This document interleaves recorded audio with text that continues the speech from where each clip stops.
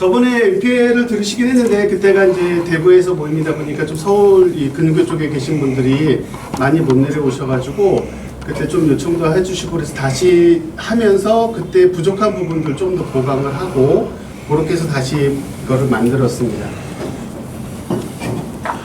그래서 제목은 아주 쉬운 MPL이라고 적었는데 MPL에 대해서 너무 모르다 보니까 MPL이면 굉장히 좀 내가 너무 모르는 부분이라서 겁을 먹기도 하고 이게 막 설명을 해도 유튜브라든가 그런 데서도 굉장히 단편적인 부분만 설명을 해요. 그러다 보면 이게 요 설명 가지고도 이게 무슨 내용인지 모를 때가 많아요. 그래서 전반적으로 한번 쭉 훑어서 한번 보시는 게 MPL에 대해서 이해가 편할 것 같고 그것 중에 핵심은 그래서 굉장히 쉽게 우리가 MPL들을 받아들일 수 있는 수준으로 낮게 그러니까 예.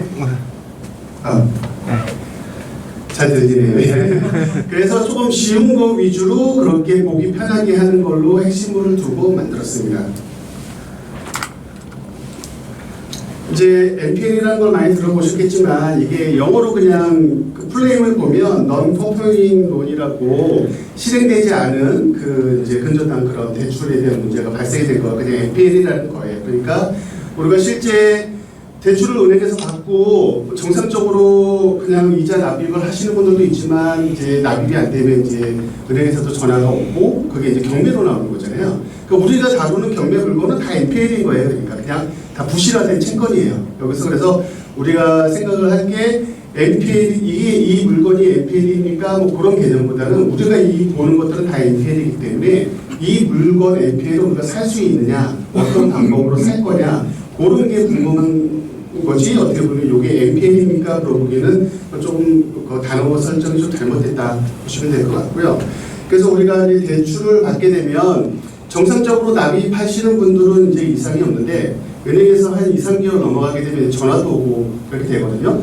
이때부터 이제 연체가 되는 게 이제 여기 고정 회수 문의 추정 손실로 이렇게 은행에서 단계로 나눠요. 그래서 한 3개월 정도만 미납이 되면 NPL 무실채권이라고 판단을 하고 업체를 넘기도 그 다음 단계에 진행하는 단계로 넘어가게 됩니다. 그래서 우리가 보는 NPL을 구입을 하고 무슨 낙찰가를 높게 쓰고 배당을 받고 하는 것들은 이제 이 부분이 경매로 나온 것들 중에서 이제 협상을 보게 되는 거죠. 그리고 이제 그 거래 나오는 양 그리고 방식 같은 걸 보게 되면 요 위에 우리가 은행 대출 건수가 이렇게 많다고 봤을 때 실제 이렇게 건수 중에서 정상으로 처리되는 것들이 대부분일 거고 거기서 이제 부실채권화가 되는 게 한 요 정도 양으로 굉장히 많이 줄어들 것 같아요. 그리고 요 부실채권으로 들어간 것 중에서도 실제 경매까지 진행이 돼서 우리가 경매지에서 보는 거는 이만큼까지 줄을 거고 이 경매에 나온 것 중에서도 NPL로 우리가 협상을 해서 뭔가 해결을 해보겠다 하는 것들은 정말 점과 같이 아주 극소수 양입니다. 그러니까 NPL로 우리가 거래를 하고 하는 거는 실제 대출, 경매 부실채권 된 거에 대비 굉장히 적은 양인데 대신 이게 전국적이다 보니까 경매라는 게 전국적인 거다 보니까 그래도 떨어지는 이 NPL이 굉장히 양이 많아요. 그래서 잘만 검색하고 협상을 보면 한 달에 그래도 충분히 이렇게 볼 수 있는 물건들이 충분히 많이 있다. 그 정도로 이제 양을 보시면 될 것 같고 그리고 이 NPL 이렇게 작은 NPL도 거래되는 방식을 보게 되면 크게 이제 론세일 방식하고 사후 정산 방식이라는 것을 제일 많이 씁니다. 근데 이 NPL 관계는 보통 은행이라든가 그 채권자 측하고 우리 단계에서 협상을 해서 사오고 그런 부분에서 그 채권자 측에서는 귀찮은 걸 싫어해요. 자기네들이 가진 금액도 많고 아쉬운 게 없으니까 너네가 사려면 우리한테 와서 사가 그런 개념이 주로 다루기 때문에 논세일이라는 건 그냥 거의 배당을 목적으로 주는 거거든요. 채권을 자기가 팔면 우리가 그 채권을 사온 채권자가 돼가지고 대부분 그냥 배당을 받는 스타일이고 은행도 자기네 채권을 그냥 넘겨버리고 신경 쓸 게 아무것도 없기 때문에 깔끔하고 빨리 끝나버리니까 이걸 선호합니다. 그래서 우리가 NPL로 거래되는 내역을 보면 거의 한 95% 이상이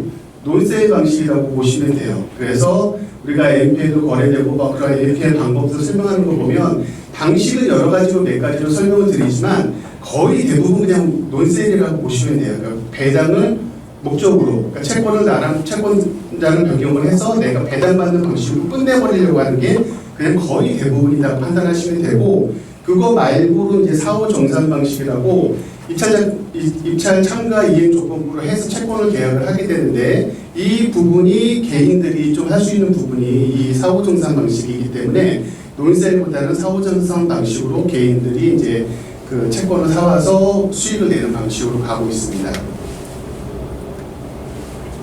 그럼 왜 NPL 투자를 많이 하느냐, 이걸 조금 더 설명을 드릴 수 있는데, 이제 양도세를 안 낼 수 있는 방법이고요. 그리고 낙찰될 확률이 굉장히 높기 때문에 이거는 배당 방식의 논세일이 아니라 유입, 낙찰을 받는 사후정산 방식일 때 내가 금액을 높게 쓰기 때문에 거의 내가 낙찰을 받을 수 있기 때문에 그런 거고, 그리고 높은 대출로 돈이 안 들어가는 상황이 발생이 되는 거는 이것도 사후정산 방식으로 우리랑 그 채권자랑 매도한 그 대부업체랑 뒤로 이렇게 협약을 맺었기 때문에 근저당에 우리가 저희 이름이 들어가지가 않거든요. 그러니까 우리가 높게 낙찰을 받아도 그 낙찰 대비 뭐 60% 70% 대출이 나오기 때문에 그 후에 우리랑 그 대부업체랑 맺은 그 금액은 훨씬 더 낮은 금액으로 사오기 때문에 돈이 안 들어가는 경우가 상당히 많습니다. 그래서 돈을 안 들이고 대출이 높기 때문에 할 수 있는 방법이 있고, 특히 이 물건은 저희한테 강점이 될 수 있는 게 특수 물건이라고 불리게 되면 낙찰이 굉장히 많이 떨어지게 되는데, 저희들은 부동산을 다루다 보니까 특수 물건이 해결 가능한 게 있고 안 되는 게 있고 돈이 많이 들어가는 게 있고 적게 들어가는 게 있게 좀 감이 잡히잖아요. 그러다 보니까 뭐 뻥튀기로 뭐 유치권 뭐 몇십억 신청했는데 따따따 따져보니까 이건 말도 안 돼. 그냥 이거 나중에 그냥 협상을 하거나 아니면 소송으로 가면 뭐 한 5천만 원, 뭐 1억이면 해결할 수 있을 것 같아. 그러면 그걸 감안하고 했을 때도 몇십억 수익이 나면 되는 거니까 저희들은 그걸 볼 수가 있잖아요. 그러니까 어떻게 보면 이 특수 물건하고 결합된 NPL을 하게 되면 수익을 극대화하는 게 우리들한테는 굉장히 좋아요. 그러니까 이 NPL을 우리가 손님들한테 설명하는 것도 좋지만 직접 우리가 투자한다고 생각하면 굉장히 매력적인 그 물건이 그 방식이 될 수가 있어요. 그래서 우리들은 이 방식으로 투자할 수 있는 그런 마인드도 한번 가져보는 걸 생각을 추천드리겠습니다. 첫 번째로는 이제 양도세를 안 낼 수 있다 개념인데, 양도세 안 내니까 단타가 되겠죠, 당연히. 그러니까 감정가가 만약에 5억 정도 되면 이제 아파트가 이제 경매에 나왔다. 그리고 우리 채권회사 권리금액이라고 우리가 받을 돈, 이자 다 치고 원금하고 하는 거리 한 3억 정도가 된다고 했을 때, 우리랑 이제 그 양도인 측 그 대부업체하고 협상은 그거보다 낮게 되니까 2억 정도까지 협상이 됐다고 그런 상황을 전제로 두면, 우리가 2억에 사서 낙찰을 3억에 누가 받았다든가 아니면 우리가 받았다고 했을 때 실제적으로 요 금액에서 바로 3억에 매도를 해도 3억에 낙찰을 받고 3억에 매도를 해도 우리는 수익이 없는 거예요, 명목상. 그러니까 단타를 쳐도 우리한테 양도세가 나올 게 없어요. 근데 실제 우리는 2억에 매입을 했잖아요. 그러니까 단타를 했지만 1억이 수익이 나는데 이 수익에 대한 거를 낼 필요가 없는 상황이 돼요. 그러니까 빨리빨리 단타를 많이 해도 수익을 우리가 다 가질 수 있다. 그거에 되게 장점이 있어서 양도세를 안 낼 수 있는 이 부분이 장점이 될 것 같고, 아까 설명드렸듯이 낙찰될 확률 99% 이상이라는 거는 이제 아까 똑같이 감정가 5억 정도 되는 물건을 그러니까 여러 가지 문제로 해서 이제 유찰이 뭐 한 3회 정도 떨어져가지고 뭐 2억까지 떨어진 상황이 됐어요. 그러면 요때 이제 우리가 막 물건 소개하고 입찰 들어갈 때 되면 대부분 2억 근처에서 입찰을 쓰겠죠. 뭐 준비하시는 사람은 2억 1천, 2억 2천, 2억 3천 그렇게 쓸 거잖아요. 근데 나는 그냥 5억이 입찰을 해버리면 게임이 안 되는 거예요. 그러니까 내가 저 물건을 가져올 수 있는 확률이 되게 큰 거거든요. 이 5억이라는 거는 채권행사 권리금액, 내가 받은 돈, 그 대출하고 이자하고 다 합쳤더니 5억 받은 돈이 만약에 있다. 그러면 나는 그냥 5억에 써도 그게 배당으로 다 나한테 들어오기 때문에 문제가 없는 거기 때문에, 그러니까 이렇게 큰 금액을 쓸 수 있기 때문에 거의 낙찰 확률이 굉장히 높아져요. 그래서 보통 우리가 NPL로 뭐 이거 막 물어볼 때 이런 케이스를 물어보는 거예요. 내가 막 설명드리고 낙찰받고 하려고 열심히 조사해서 들어갔느니 누군가가 굉장히 큰 금액으로 낙찰받아가면 나는 그냥 어떻게 보면 노력한 대비 아무 수익이 없으니까 이게 NPL이 맞냐 그런 얘기도 가끔 물어보시고 하는 이유가 이거거든요. 내가 들어가려고 하는데 누군가가 NPL로 이렇게 작업을 했다면 내가 들어가서 2억 5천, 2억 6천 쓰느니 의미가 없다. 그러니까 그것 때문에 궁금해 하시는데 실제 그런데 이렇게 되는 경우는 케이스는 굉장히 적어요. 아까 말했듯이 논세일이 대부분이고 이렇게 사후정산으로 이런 문제 나오는 거는 굉장히 적기 때문에 실제 그런 걸로 걱정을 해가지고 이게 NPL이어서 내가 들어갈지 말지 뭐 그런 거 생각을 하지 마시고 모든 그냥 경매에 나오는 것들은 NPL 상관하지 마시고 입찰을 하시기를 바래요. 이거를 굳이 생각할 필요가 없고 만약에 내가 매입자라 그러면 나는 이거에 대한 전략을 이렇게 쓰면 되긴 하겠지만 실제 이런 전략을 쓰는 그런 물건들이 경매에서 굉장히 적기 때문에 너무 신경 쓰지 않아도 되고 그리고 요게 겁난다 하면은 첫째 그 채권 금액이 큰 거 그거는 안 하시면 되는 거예요. 그러니까 만약에 5억짜리 그 아파트가 나왔는데 그 근저당 설정된 채권 최고액이 5억이야. 그리고 그쪽에서 이제 뭐 이렇게 뭐 채권이 변경된 사실이 있어. 개인한테 근질권 설정이 되고 그럼 이 사람이 들어와서 5억에 받아갈까 걱정이 되는 거는 요걸 보면 돼요. 그 사람 금액이 커버리면 나랑 게임이 안 되니까 그럴 수도 있겠구나 생각을 하시면 되는데 그래도 들어가라. 근데 만약에 요게 만약에 1억이라든가 2억이라든가 그러면 그 사람은 어차피 할 필요가 없고 신경 쓸 것도 없는 거기 때문에 이 채권 행사 권리 금액이 작으면 너무 신경 쓰지 않으셔도 돼요. 입찰 들어갈 때. 요거가 되게 좋은 것 중에 하나가 꼭 필요한 물건 그리고 뭐 노열층 아파트 메인 상권에 굉장히 좋은 자리 그리고 수익이 큰 거 확실한 거 이런 거일 때는 경매로 나오지도 않고 나와도 굉장히 높게 낙찰이 될 것 같고 근데 욕심이 나 그리고 내가 상가를 봤는데 저기 막 권리금만 해도 막 10억이 넘어갈 것 같은 상가가 경매로 나와버렸어 이건 꼭 낙찰받고 싶은데 하면 이렇게 NPL로 접근하시면 내가 낙찰받을 확률이 높아지기 때문에 그럴 때는 이런 식으로 NPL로 접근하는 거를 생각해 볼 만합니다. 깨졌다. 요거 3번 그럼 지금 파일이 깨졌는데 높은 대출로 이제 돈이 안 들어간다 이거는 아까 말했듯이 이제 우리가 유입하는 방법 논세 방법 말고 사후정산 방식으로 우리는 어떻게 보면 숨겨진 그 근저당 거기에 그 등기부등본에 안 나오는 숨겨진 그거기 때문에 그 대부업체랑 우리랑 그 계약을 맺은 거는 어디에도 나와 있지가 않거든요. 그래서 아까 말했듯이 5억짜리 아파트를 내가 4억에 낙찰을 받아버리면 4억에서 대출이 나오잖아요. 근데 나는 그 대부업체랑 2억에 만약에 계약을 했다면 내 돈은 2억밖에 들어가진 않은 건데 대출이 4억에 대해서 뭐 4억이 나와버리면 내 돈은 하나도 안 들어가는 개념이 되잖아요. 그리고 더 수익이 날 수 있는 거고 2억이 더 들어올 수 있는 거고 그렇게 해서 단타로 4억에 낙찰을 받아서 4억에 팔아도 또 양도세 안 내도 되고 그러니까 단타도 가능하고 대출도 많이 나오고 이런 장점이 있어서 이 높은 대출로 돈이 안 들어간다 할 수 있는 것도 NPL의 장점입니다.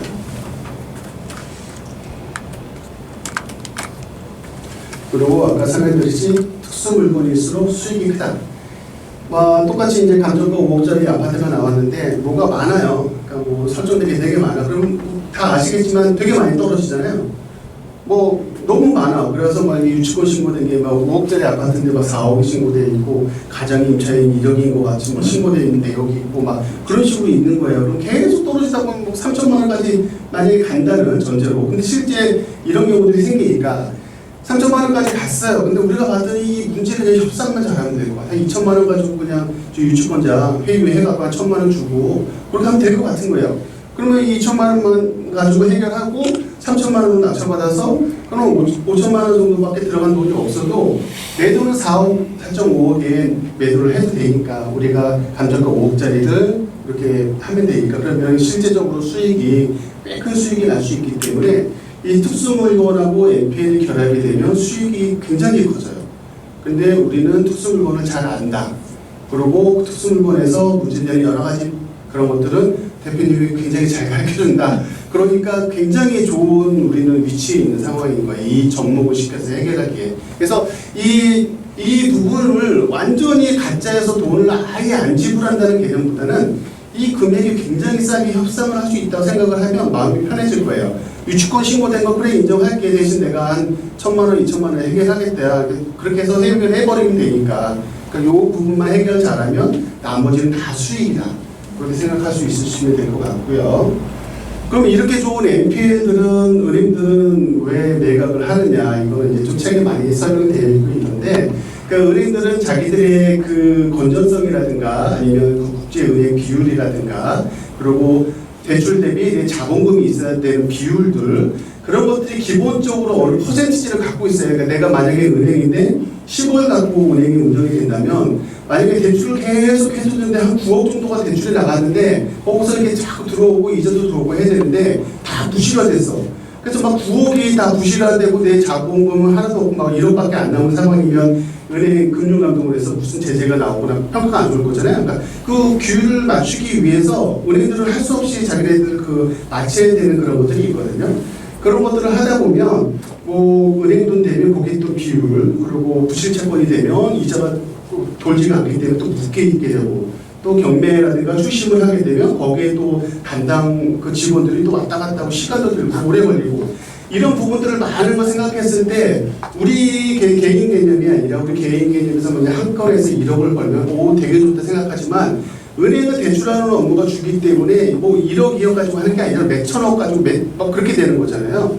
그렇게 움직이다 보니까 이것을 신경 쓰느니 차라리 빨리 해결할 걸 해결해버리고 우리 좋은 물건으로 가져가서 수익이 난다 생각하니까 좀 헐값이라도 파는 거예요. 그러니까 이 물건을 그 SPC로 가가지고 AMC로 가서 우리가 이제 사갖고 오게 되는 건데 은행들도 그래도 수익이 남기 때문에 전반적으로 다 따져보고 이렇게 진행돼서 그래서 이렇게 좋은 물건의 NPL을 파는 건데 여기서도 이제 또 좋은 물건들 정말 낙찰이 잘 될 것 같은 아파트 그런 것들은 또 잘 안 팔아요. 그리고 뭐 토지라든가 유치권 걸려있고 뭐 문제 있는 거 그런 것들은 자기네도 골치 아프고 모르겠으니까 그런 것도 잘 팔고 그런 것들을 잘 협상을 하는 그런 것들이 필요하겠죠. 이렇게 까졌구나. 노트북을 바꿔볼까요? 보게 되면 아까처럼 이제 은행들 많은 은행들이 이제 대출을 해주고 이게 이제 유동화가 돼버리면 이제 넘겨버리는 단위가 우리처럼 한 건 한 건 넘기는 게 아니라 이렇게 뭉탱이로 그냥 막 몇십억, 몇백억 그렇게 한 건에 넘겨버리게 되니까 그거를 이제 SPC라고 이제 페이퍼 컴퍼니 그냥 회사 페이퍼 컴퍼니가 하나 차려지면서 여기서 너네가 담당을 해라 이제 그런 데가 이제 유한코라든가 뭐 대신 EMC 뭐 그런 식의 여러 가지 이 채권을 다루는 쪽으로 넘어가게 되고 요걸 관리하고 뭐 협상을 하고 요 매니징을 하는 그쪽이 이제 AMC라고 자산관리 회사에서 요거를 담당해서 하게 되고 이 매니저가 우리랑 이제 연락을 하면서 채권 협상을 하게 되는데 요렇게 하나의 세트로 가서 넘겨져 가지고 여기서 이제 대부법인을 가면 여기서 자기네들 여기서 몇 개씩 이렇게 갖고 오게 되면 여기서 또 한 개 한 개씩은 이제 우리가 사오는 개념이 되는 거예요. 그러니까 큰 은행들 그런 데들은 한 건 한 건 넘기기를 별로 안 좋아한다. 뭉탱이로 한 번 넘겨주기 좋아하니까 개인한테 잘 안 팔려고 한다. 그리고 법이 제정이 되면서 개인한테도 팔지 못하게 돼 있어요. 그래서 이렇게 넘어갈 때는 이런 방식으로 SPC로 갔다가 AMC가 관리를 해서 우리한테 컨택을 하게 되는데 큰 것들은 대부분 넘길 때는 대부업체로 넘어간다. 그리고 개인들은 결과적으로 대부업체에서 한 건 한 것이 사와서 수익이 되는 방식으로 간다. 그러니까 이 모든 과정에서는 수익이 된 물건들은 안 팔려고 해요. 자기들이. 그리고 물건이 귀하거나 뭐 그럴 때도 잘 안 나오는데 요즘같이 이제 경매 물건이 넘쳐나거나 자기네들도 너무 많아져 버리면 부담이 되니까 이럴 때일수록 우리 같은 사람들한테 조금 더 기회가 더 많이 오는 거죠. 그러니까 지금 뭐 좀 경매가 건수가 늘어날수록 이런 문제들은 저희한테 굉장히 유리해지는 상황이에요. 협상할 때. 그래서 이런 NPL들은 그러면은 어떻게 협상을 해야 하냐 이제 그건데 기본적으로 홈페이지 유동화 회사에서는 홈페이지를 운영을 하는 데들이 몇 군데가 있어요. 큰 데가 유한코라든가 뭐 대신 AMC, 농협자산관리회사 이렇게 몇 개가 있는데 그쪽에서 홈페이지를 들어가 보면 자기네 자산관리 이렇게 목록을 내놔요. 경매처럼 여기까지 이렇게 내놓는데 관리가 제가 지금 한동안 좀 안 봤는데 관리가 너무 안 돼요. 그러니까 좀 이렇게 물건도 막 끝난 것도 있는 것 같고 뭐 나와야 될 것 같은데 안 나오는 것도 있는 것 같고 이게 관리가 별로 안 되는 것 같아요. 그래서 실제 여기서 협상을 보는 경우도 있다고 하는데 저는 별로 추천을 드리고 싶지는 않고 만약에 여기서 큰 데가 아니었을 때는 이 금융감독원 전자공시 시스템이라고 다트라는 데가 있는데 거기서 조금 더 구체적으로 물어봐갖고 조사를 해서 그 담당자랑 연결해서 사올 수도 있고 근데 저는 개인적으로는 경매 정보지를 보고 직접 협상을 하는 거를 추천을 드리고 있어요. 요거는 이제 저는 이제 실무에서 많이 접하지는 않았기 때문에 요건 저번에 대표님이 말씀하신 그대로 대표님이 더 잘 아실 것 같고, 저는 이제 개인적으로 봤을 때 이게 맞는 것 같고, 실제 저희 이제 경매 학원에서 계속 낙찰받고 이렇게 진행되는 과정들을 많이 보면 실제 이렇게 컨택하는 경우들이 많아요. 경매 정보지를 보면서. 당연히 그 1금융권, 2금융권 그런 데서는 안 돼요. 그런데 큰 데들은 신한은행, 우리은행 그런 데들 큰 데들은 아까 말한 것처럼 대부업체로 이렇게 뭉탱이로 넘기기 때문에 그런 데는 안 되고, 뭐 신영 아니면 새마을금 그런 데들 있죠. 그런 데 건들을 컨택해서 이제 갖고 오는 상황이 되는 것 같고요. 파일이 많이 깨졌네요. 지금 저번에도 6월달에 발표를 하고 6월달에 검색을 했는데, 요번에 이제 9월달에서 새로 이제 검색을 해본 거고, 저는 이제 지지 옥션을 쓰는데, 지지 옥션에서 한번 검색되는 게 보통 한 2달 내외치가 이제 검색이 되는데, 그 전국을 보면 23,000건이 좀 넘어요. 근데 여기서 여기 조건을 거는 이제 그거가 있는데, NPL을 체크를 하게 되면 962건 정도가 나오거든요. 근데 그래서 내가 이 지지 옥션에 물어봤어요. 이 NPL이 표시가 되는 게 그쪽에서 판다고 연락이 받은 걸 확답을 받고 올리는 거냐 그랬더니 그건 아니고, 그렇게까지 자세하게 들어갈 수는 없어서 NPL 가능성이 자기네들이 경매를 계속 하다 보니까 가능성이 있는 물건들 같은 것들을 그냥 이렇게 쭉 걸러가지고 올린대요. 그러니까 여기서 컨택을 해야 되는 건 훨씬 줄긴 줄겠죠. 하지만 이게 한번 검색했을 때 이만큼 나오는 거니까 하다못해 여기서 뭐 한 3분의 1건이라도 한 200건 정도가 나오는 거잖아요. 200-300건이. 그리고 그렇게 되면은 내가 거기서 한두 개씩 컨택을 해가지고 할 수 있는 것들은 충분히 많이 나올 것이다. 그래서 해보면 되고, 실제 그런 그 낙찰되고 하신 분들이 후기들을 보면 꽤 많이 있거든요. 요렇게 검색을 그냥 경매 정보지에서 검색을 해봐서 그 이금융권 아니면 뭐 개인 채권 뭐 그런 것들이 있으면 뭐 직접 컨택을 해보는 것도, 전화번호 모르게 되면 뭐 등기부 뭐 주소로 찾아가거나 그렇게 협상을 보시면 될 것 같아요. 그러면 이제 NPL이라는 게 그 부실채권이라고 하는데, 부실채권이 근저당이 보통 한 개 있는 데도 있지만 안 그런 경우도 많잖아요. 2순위, 3순위도 있고 개인도 있고 뭐 2순위도 뭐 대부업체에서 빌려준 것도 있고. 그럼 우리는 만약에 협상을 해서 가져와야 된다고 생각을 하면 어떤 걸 갖고 와야 되느냐, 무조건 NPL이라고 다 가져와야 되느냐, 그거보다는 일단 뭐 한 4억 정도 되는 전원주택이 있다 판단했을 때 보시게 되면 근저당이 이렇게 쭉 있잖아요. 일단 얘네들은 다 NPL인 거예요. 다 부실채권이 된 거죠. 지금 돈을 못 받아서 경매에 나온 거니까.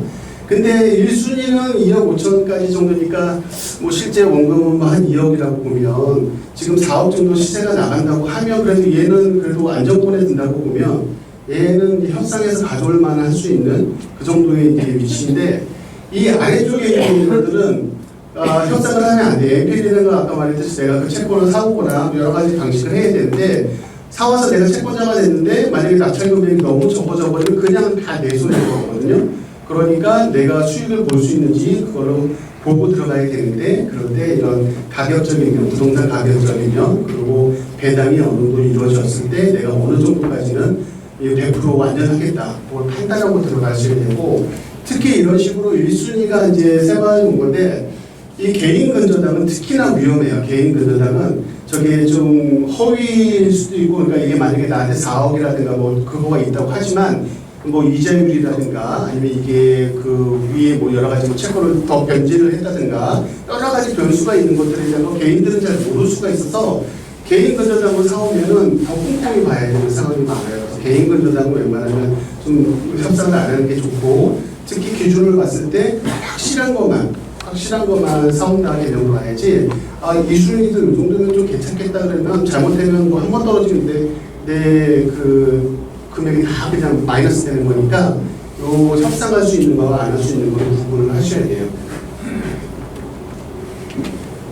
그리고 아까 얘기했던 거 수익 되는 거, 저번에 이거를 좀 더 추가를 했던 게, 저번에 소장님인가 누가 물어봤을 때 수익을 어떻게 내냐고 물어봤는데, 그때는 제가 막 설명하다 보니까 배당하고 그러면 그 이자 수익, 그리고 우리가 낙찰받은 거에서 뭐 실제 팔았을 때 그 정도 수익이지 않을까요? 그렇게 얘기를 했는데 아닌 것 같은 거예요. 자꾸 굉장히 매력적이고 금액이 크거든요. 근데 이자 따지면 뭐 한 몇천만 원, 3천만 원, 5천만 원, 그런 거 그 정도가 아니네요. 따져보니까 다시 설명해야 되겠다고 생각했던 것 중에 이 수익이 생각보다 굉장히 클 수가 있어요. 그래서 배당 투자, 론세일일 때는 그냥 가만히 있어서 그냥 이자 쌓인 것만 받으니까 론세일은 그냥 이자 쌓인 만큼 수익이다 생각하면 돼요. 그러니까 만약에 내가 3억까지 받을 수 있는 채권을 협상을 잘해서 2억까지 내려온 건데 내가 그 2억에서 해서 만약에 이제 배당을 받는데 만약에 2억 5천에 낙찰이 됐어. 그러면 5천만 원 나한테 더 올 거잖아요. 3억까지 받을 수 있는 권리니까. 그리고 3억에 낙찰해서 그럼 1억까지 더 받을 수 있겠죠. 그거는 이제 그 이자 부분에 대한 부분이고 직접 낙찰 시액이 매력이 커지는데 싸게 사고 실거래로 매도를 할 수가 있잖아요. 우리가 만약에 아까 말했듯이 5억짜리 아파트를 우리는 2억 정도의 채권 협상을 봐가지고 내가 갖고 왔는데 요거는 이제 논세일이 아니고 낙찰받는 조건 사후 정산 방식이었을 때 드러나지가 않으니까 나는 2억에 낙찰을 받았는데 실거래로 그냥 뭐 한 실거래가 5억에 대한 아파트다 그러면 뭐 4억 5천으로 그냥 빨리 금매물을 팔아버려도 나는 2억에서 왔으니까 2억 5천이 수익이 되는 상황이 되잖아요. 그러니까 그런 거 할 때 싸게 사고 실거래를 매도할 때 수익도 크고 단타 매도를 양도세 없이 이것도 단타가 만약에 4억에 낙찰을 받았는데 4억에 팔아도 아까 괜찮다 그랬잖아요. 이럴 때도 내가 만약에 협상만 잘해서 조금 싸게 살 수만 있다면 만약에 3억에 협상해서 삭감받다 그러면 그냥 1억 바로 낙찰 받자마자 바로 팔아도 1억이 수익이 되는 거고 그리고 특수물건 전목으로 싸게 매도 수익이 오는 이 방법으로 따지게 되면 수익이 꽤 많이 커질 수가 있어요. 이게 뭐 몇천만 원 단위가 아니고 꽤 커질 수 있는 그런 상황이 되고 실제 이렇게 하는 데까지 돈이 안 들어간다. 그리고 빨리빨리 회전이 된다. 그게 굉장히 장점인 것 같아요.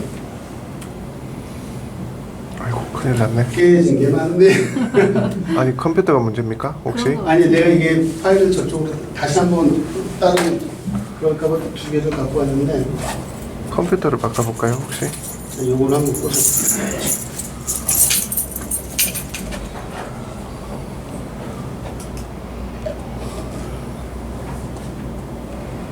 이게 생소한 거 해서 좀 졸리시거나 그러면 좀 기지개 좀 하시고 딱 졸릴 때지. 살려주세요 할때 이거 살려주세요. 살 잘라 했는데 나는 가만히 있는데 눈이 자꾸 내려. 예시를 봐야 잠이 안 와. 그래. 저렇게 남았어 이래 되거든.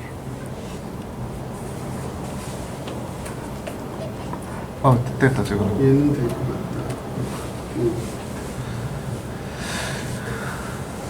지금 그래서 샘플 하나를 지금 찾아서 갖고 온 건데 이게 지금 경비가 진행 중인 거예요. 그러니까 내일이 되겠죠. 9월 30일. 이게 춘천에 있는 물건인데 연립인데 거의 안에 들어가 보진 않았지만 상황 봤을 때는 한 90% 정도 진행이 된 것 같아요. 그래서 거의 다 된 상황 같은데 보진 않았지만 만약에 이거를 샘플로 둔다면 51억짜리거든요. 이게 6억이에요? 이게 한 30평대 나오는 연립인데 이게 27개인가 그래요. 이게 굉장히 큰 거거든요. 그래서 51억인데 6억? 이게 지금 6억까지 떨어졌어요. 이게 실제 지금 물건이에요. 이 물건을 가지고 만약에 NPL로 접근을 한다. 그러면 채권자도 지금 이게 제가 기억은 안 났지만 채권자도 거의 한 30억 정도를 대출을 해준 걸로 알고 있거든요. 30억 대출했는데 6억까지 떨어지면 일단 자기네들 손해잖아요. 근데 더 갖고 있어도 손해일 것 같으면 협상을 보는 거예요. 이렇게 들어가면. 그래서 여기 SS 여기 채권자 개인이구나. 만약에 여기 개인을 했지만 이렇게 은행이 1순위로 있었던 걸로 알고 있는데 협상을 해가지고 내가 받아올 수 있다면 예를 들어서 51억이 지금 감정가인데 내가 6억 정도의 이제 지금 떨어진 물건을 상황 봤더니 이 유치권 재매각은 뭐 아니고 입찰도 아니고 대지권 비등기도 이게 지금 준공되기 전이니까 당연히 이건 나중에 해결하면 될 것 같고 녹지점은 그냥 받으면 될 것 같고 그럼 유치권만 해결하면 되겠네. 이건 내가 해볼까 그래서 막 알아봤더니 뭐 안 돼도 1억 정도면 내가 해결할 것 같아요. 유치권 뭐 보통 소송 다툼하고 막 그렇게 해서. 그리고 나머지 좀 안 된 것도 좀 채우고 뭐 인테리어 나중에 해가지고 뭐 이걸 뭐 확정 금액은 아니지만 내 예상이니까 그냥 3억 정도 들었다 뭐 인테리어 더 해서 이제 분양을 할 수 정도까지 됐다. 그럼 내가 들어간 돈 4억이 있고 6억에 낙찰 받았고 합쳐봐야 10억이거든요. 근데 10억인데 이거를 내가 1순위 은행권자하고 30억에 계약을 맺고 만약에 낙찰이 되고 30억, 그러니까 10억에 된 거니까 10억에 만약에 거기랑 계약을 했다면 그 대부업체랑 계약을 했다면 30억에 낙찰받고 30억에 바로 매도를 해도 나는 지금 들어간 거 10억 빼고 그 채권 상호정산 방식으로 이 10억은 그냥 내가 수익이 날 수 있는 물건이 되는 거거든요. 그러니까 이런 물건들을 특수 물건에다가 이렇게 많이 떨어진 물건들을 내가 잘 따져보고 NPL이 협상이 될 수 있는 물건인가, 그리고 진짜 타진을 해봤더니 그쪽에서 판매 의사가 있다, NPL 판매 의사가 있다 그러면 잘 협상해서 6억에 그냥 사온다는 수만 있다면 이런 식으로 수익을 낼 수가 있는 상황이에요. 그러니까 NPL이 이런 식으로 수익이 굉장히 커질 수 있다. 그리고 낙찰받고 그냥 바로 매도해도 된다. 그리고 낙찰을 만약에 30억을 받았으면 한 뭐 20억 정도는 대출을 받을 수가 있을 거거든요. 그럼 나는 10억밖에 돈 들어간 게 없는데 20억을 대출금이 나오니까 내 돈 하나도 안 들어가고 10억은 생겼는데 이렇게 20억 수익을 낼 수 있게 할 수 있는 상황이 되니까 이런 건 그냥 내가 시뮬레이션으로 생각을 해봤는데 이런 식으로 가능하다, NPL이. 그래서 상당히 매력이 있는 물건이고 이런 식으로 내가 만약에 NPL 투자자라고 생각하면 이런 식으로 접근하면 이게 다 수익이 된다. 자, 이렇게. 그리고 이제 좀 나오는, 요거는 이게 책에 나와 있는 것 중에 좀 많이 좀 다뤄지는 내용이라면 용어 설명을 하면 채권 행사 권리 금액이라는 게 있고 방어 입찰이라는 게 있고 차임 약정 보전금, 잔존 채권이라는 그런 내용들이 나오는데 이 채권 행사 권리 금액이라는 거는 내가 받을 수 있는 권리 금액, 돈이에요. 그러니까 결과적으로 이거 내가 알아야지 그 금액을 하고 뭐 다 제하고도 수익이 얼마나 남을 수가 있구나를 판단할 수가 있기 때문에 채권 행사 권리 금액은 기본적으로 대충이라도 자기가 계산할 수 있는 방법이 좀 있어야 돼요. 이게 뭐 채권 내가 빌려준 금액에다가 경매에 접수할 때까지 이제 채권 청구 금액이 나오는 게 경매에 접수할 때 나오는 금액이거든요. 그런데 이제 우리는 채권 행사 권리 금액이라는 건 다 경매가 끝나고 배당 받을 때 내가 그때 이자까지 쳐서 나한테 들어오는 금액이에요. 그러니까 그거를 계산해봐서 만약에 내가 한 다 합쳤더니 1억이 나왔다. 그러면 수익을 그 1억 빼고 얼마 정도 수익을 내면 되겠구나. 그 판단할 때 필요한 금액이다.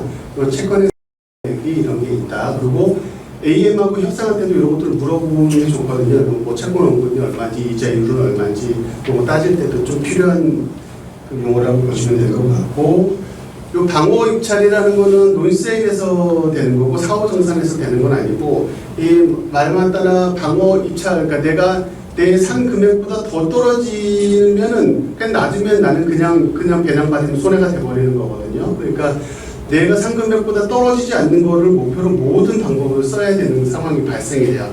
한 예로 내가 채권 매입을 한 요 정도에 매입한 금액을 사왔는데 첫째 감정가가 이 정도였으니까 난 요 정도 사도 충분히 되겠다 생각했는데 2차 한 번 또 유찰이 됐고 3차까지 유찰이 됐어. 근데 이 3차까지는 그래도 내가 산 금액보다 약간 높으니까 그래도 지금 3차에서 누가 들어와서 낙찰이 되면 나는 손해볼 게 없으니까 괜찮은데 여기서도 유찰이 돼버렸어요. 그러면 다음에 이렇게 진행이 되잖아요. 이렇게 진행이 되면 만약에 여기서 낙찰이 누가 받아버리면 나는 그냥 바로 손해보는 거거든요. 그러니까 이럴 때는 이것을 대비해서 좀 방어 입찰이라고 내가 적극적으로 액션을 취해서 요걸 좀 금액을 높게 누군가가 낙찰받게 하는 방법을 꼭 써야 돼요. 그러지 않으면 바로 손해가 확정이 되는 거기 때문에. 그래서 이 내가 산 금액보다 높을 때는 방어 입찰을 할 필요가 없는데 내가 산 금액보다 낮아지기 시작하면 그 적극적으로 내가 뭘 해야 될지를 결정을 해야 되는데 보통 우리가 이제 뭐 채권 변경도 해가지고 다시 재경매가 나오고 그럼 좀 오랫동안 보게 되니까 그래도 좀 더 많은 사람이 들어올 확률도 높고 지금처럼 처음에는 내가 그러니까 낙찰을 받았다가 다시 미납을 해버리면 또 시간도 벌잖아요. 그동안 또 많이 홍보를 할 수가 있고 그런 과정들을 하는데 보통 이제 낙찰자가 잔금을 미납해서 내가 채권자면 그 미납된 잔금 보증금이 다음에 경매 배당 재원으로 해서 다시 나한테 오니까 나는 손해가 보는 게 없기 때문에 그 방법을 이용하는 건데 이게 자기가 낙찰받고 자기가 만약에 돈을 안 낼 거로 염두에 두고 들어간 거니까 1차 때 내 이름으로 들어갔다가 잔금 미납돼버리면 다음 2차 때 내 이름으로 못 들어가잖아요. 그러니까 처음에는 그냥 지인 이름 들어가는 걸 추천을 해요. 그래서 가족이라든가 누구 확실한 사람은 처음에 들어가서 낙찰받게 여기서 그러니까 내가 산 금액보다는 살짝 높게 쓰는 거예요. 그래서 만약에 나보다 높게 쓴 사람이 있으면 그 사람이 낙찰되니까 나는 당연히 그거보다는 높은 금액이니까 내가 산 것보다 높은 금액이니까 그거 배당 받으면 되거나 뭐 다른 방법으로 쓰면 되는데 만약에 진짜 아무도 안 들어서 내가 낙찰이 됐으면 요거보다 살짝 높게 썼다가 인하을 시켜버리는 거죠. 인하을 시키고 또 그동안 또 계속 홍보하고 부동산에 홍보하고 뭐 정보도 흘리고 막 그렇게 해가지고 좀 좋은 물건이 좋은 거를 계속 알려갖고 좀 높게 낙찰받게끔 하는 방식으로 하고 만약에 안 되면 두 번째는 직접 자기가 그냥 들어가서 낙찰을 받아서 그렇게 되면 뭐 보증금으로 들어갔던 건 다시 나한테 배당으로 들어오니까 유입을 해서 활용할 수 있는 방안을 생각하는 그런 방식으로 가야 되는데 일단은 자기가 산 매입 금액보다 낮아지면 확실히 뭔가를 액션을 취해서 방어 입찰을 하라 그런 부분들이 있고요. 그리고 차액 약정 보증금이라는 것도 이것도 주의할 것 중에 하나인데 놀세리 같은 경우는 채권을 그냥 내가 사오니까 문제가 없는데 그 사후정산 같은 경우는 대부업체랑 우리랑 이제 거래를 하다 보니까 대부업체에서도 자기네들이 손해보는 걸 싫어하기 때문에 조건을 걸어요. 그래서 내가 너하고 계약을 해서 이 계약을 해서 진행을 하긴 하지만 만약에 너랑 나랑 계약해서 금액을 너가 써갖고 들어가는데 너보다 높게 쓴 사람이 있다면 우리가 봤을 때 더 높게 낙찰된 거를 너무 아깝게 판 것 같다. 그러니까 차의 약점에 대해서 너가 좀 보존을 해달라. 그런 계약이 들어오는데 이건 뭐 있는 것도 있고 없는 것도 있어서 이건 협상하기 나름인데 만약에 뭐 한 5% 10% 얘기를 하면 그 낙찰된 금액에 뭐 차이만큼 5% 10% 내는 건 문제가 없는데 가끔 막 100%까지도 설명하는 경우들이 있어요. 그러니까 내가 뭐 봐가지고 2억에 협상을 봐가지고 2억에 들어가기로 했는데 뭐 다른 사람이 낙찰된 게 1순위 낙찰자가 뭐 3억에 들어온 거야. 그러면은 그 차익이 1억이 생기잖아요. 100%면 1억을 다시 돌려줘야 되는 상황인 거예요. 그 대부업체에. 그렇게 되면 상당히 큰 금액이 내가 생각했던 것보다 미스가 나기 때문에 이 차익 약정 보증금에 대한 거를 요구를 하는 경우가 꽤 있다고 해요. 근데 지금처럼 또 경매 물건이 너무 많아질 때는 요구를 안 하는데 자기네들이 갑이라고 생각할 때 요구를 하는데 금액도 커지고 요 차익 약정 보증금에 대한 것도 꼭 생각을 하시고 내가 만약에 연체해서 이게 좀 많아지는 것 같다 그럼 다른 물건을 찾아보는 게 좋고 요 문제 지금 더 깊게 생각해야 될 부분들이 신뢰 문제가 생길 수가 있는데 아직까지는 없다고 그러긴 해요. 근데 이제 그건 이제 저희가 배웠던 저 경매 학원에서 발생됐던 차익 약정 보증금에서 신뢰가 깨진 문제는 없는데 아까 말했듯이 이제 누가 낙찰이 되면 그 100% 지급하기로 했잖아요. 근데 그 누군가가 낙찰이 들어올지 모르는 거야. 근데 대부업체에서 1등을 자기네가 아는 사람을 만약에 들어온다면 그러니까 내가 2억에 들어가기로 대부업체하고 계약을 하고 2억에 들어가는데 대부업체에서 상황 봤더니 내가 누군가 세워가지고 낙찰을 받아서 좀 더 높게 받을 수 있겠는데 그럼 자기 뭐 아는 사람 통해서 내가 중업비 100만 원 줄 테니까 너가 3억에 써라. 그럼 그 사람이 낙찰이 됐잖아요. 그러면 나는 1억을 더 줘야 되는 상황이 발생이 되잖아요. 그러니까 이런 장난질 할 수 있는 그 신뢰 문제가 있다고는 얘기는 해요. 그러니까 문제는 있을 가능성은 있다. 그러니까 대부업체가 좀 문제가 있거나 믿을 수 없는 업체들이면 이런 신뢰 문제에서 깨져버리면 그 사후정산에서 좀 골치 아플 수가 있어서 그 차익 약정 보증금 같은 경우는 웬만하면 크게 잡지 않는 게 좋다. 그래야지 만약에 낙찰 받았을 때도 깨끗하게 할 수 있기 때문에.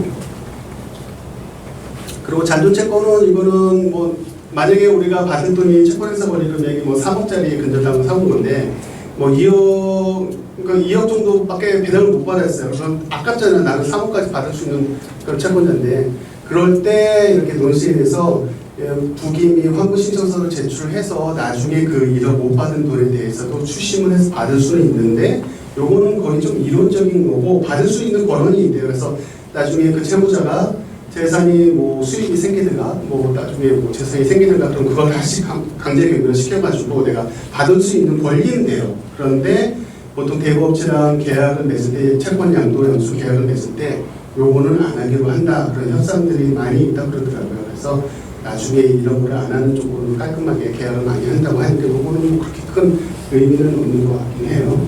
근데 받을 수는 있다. 못 받은 금액은 받을 수는 있다.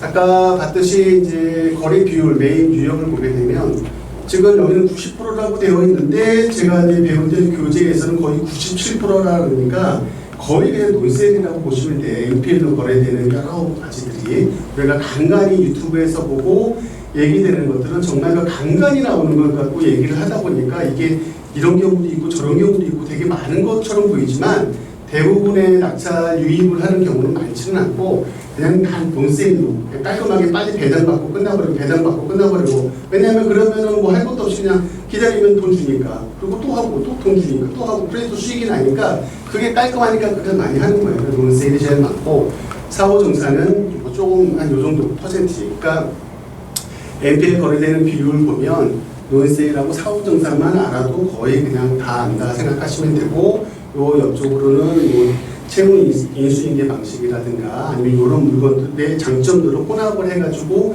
혼합 방식이라는 방식도 있고 여러 가지 방식은 있습니다.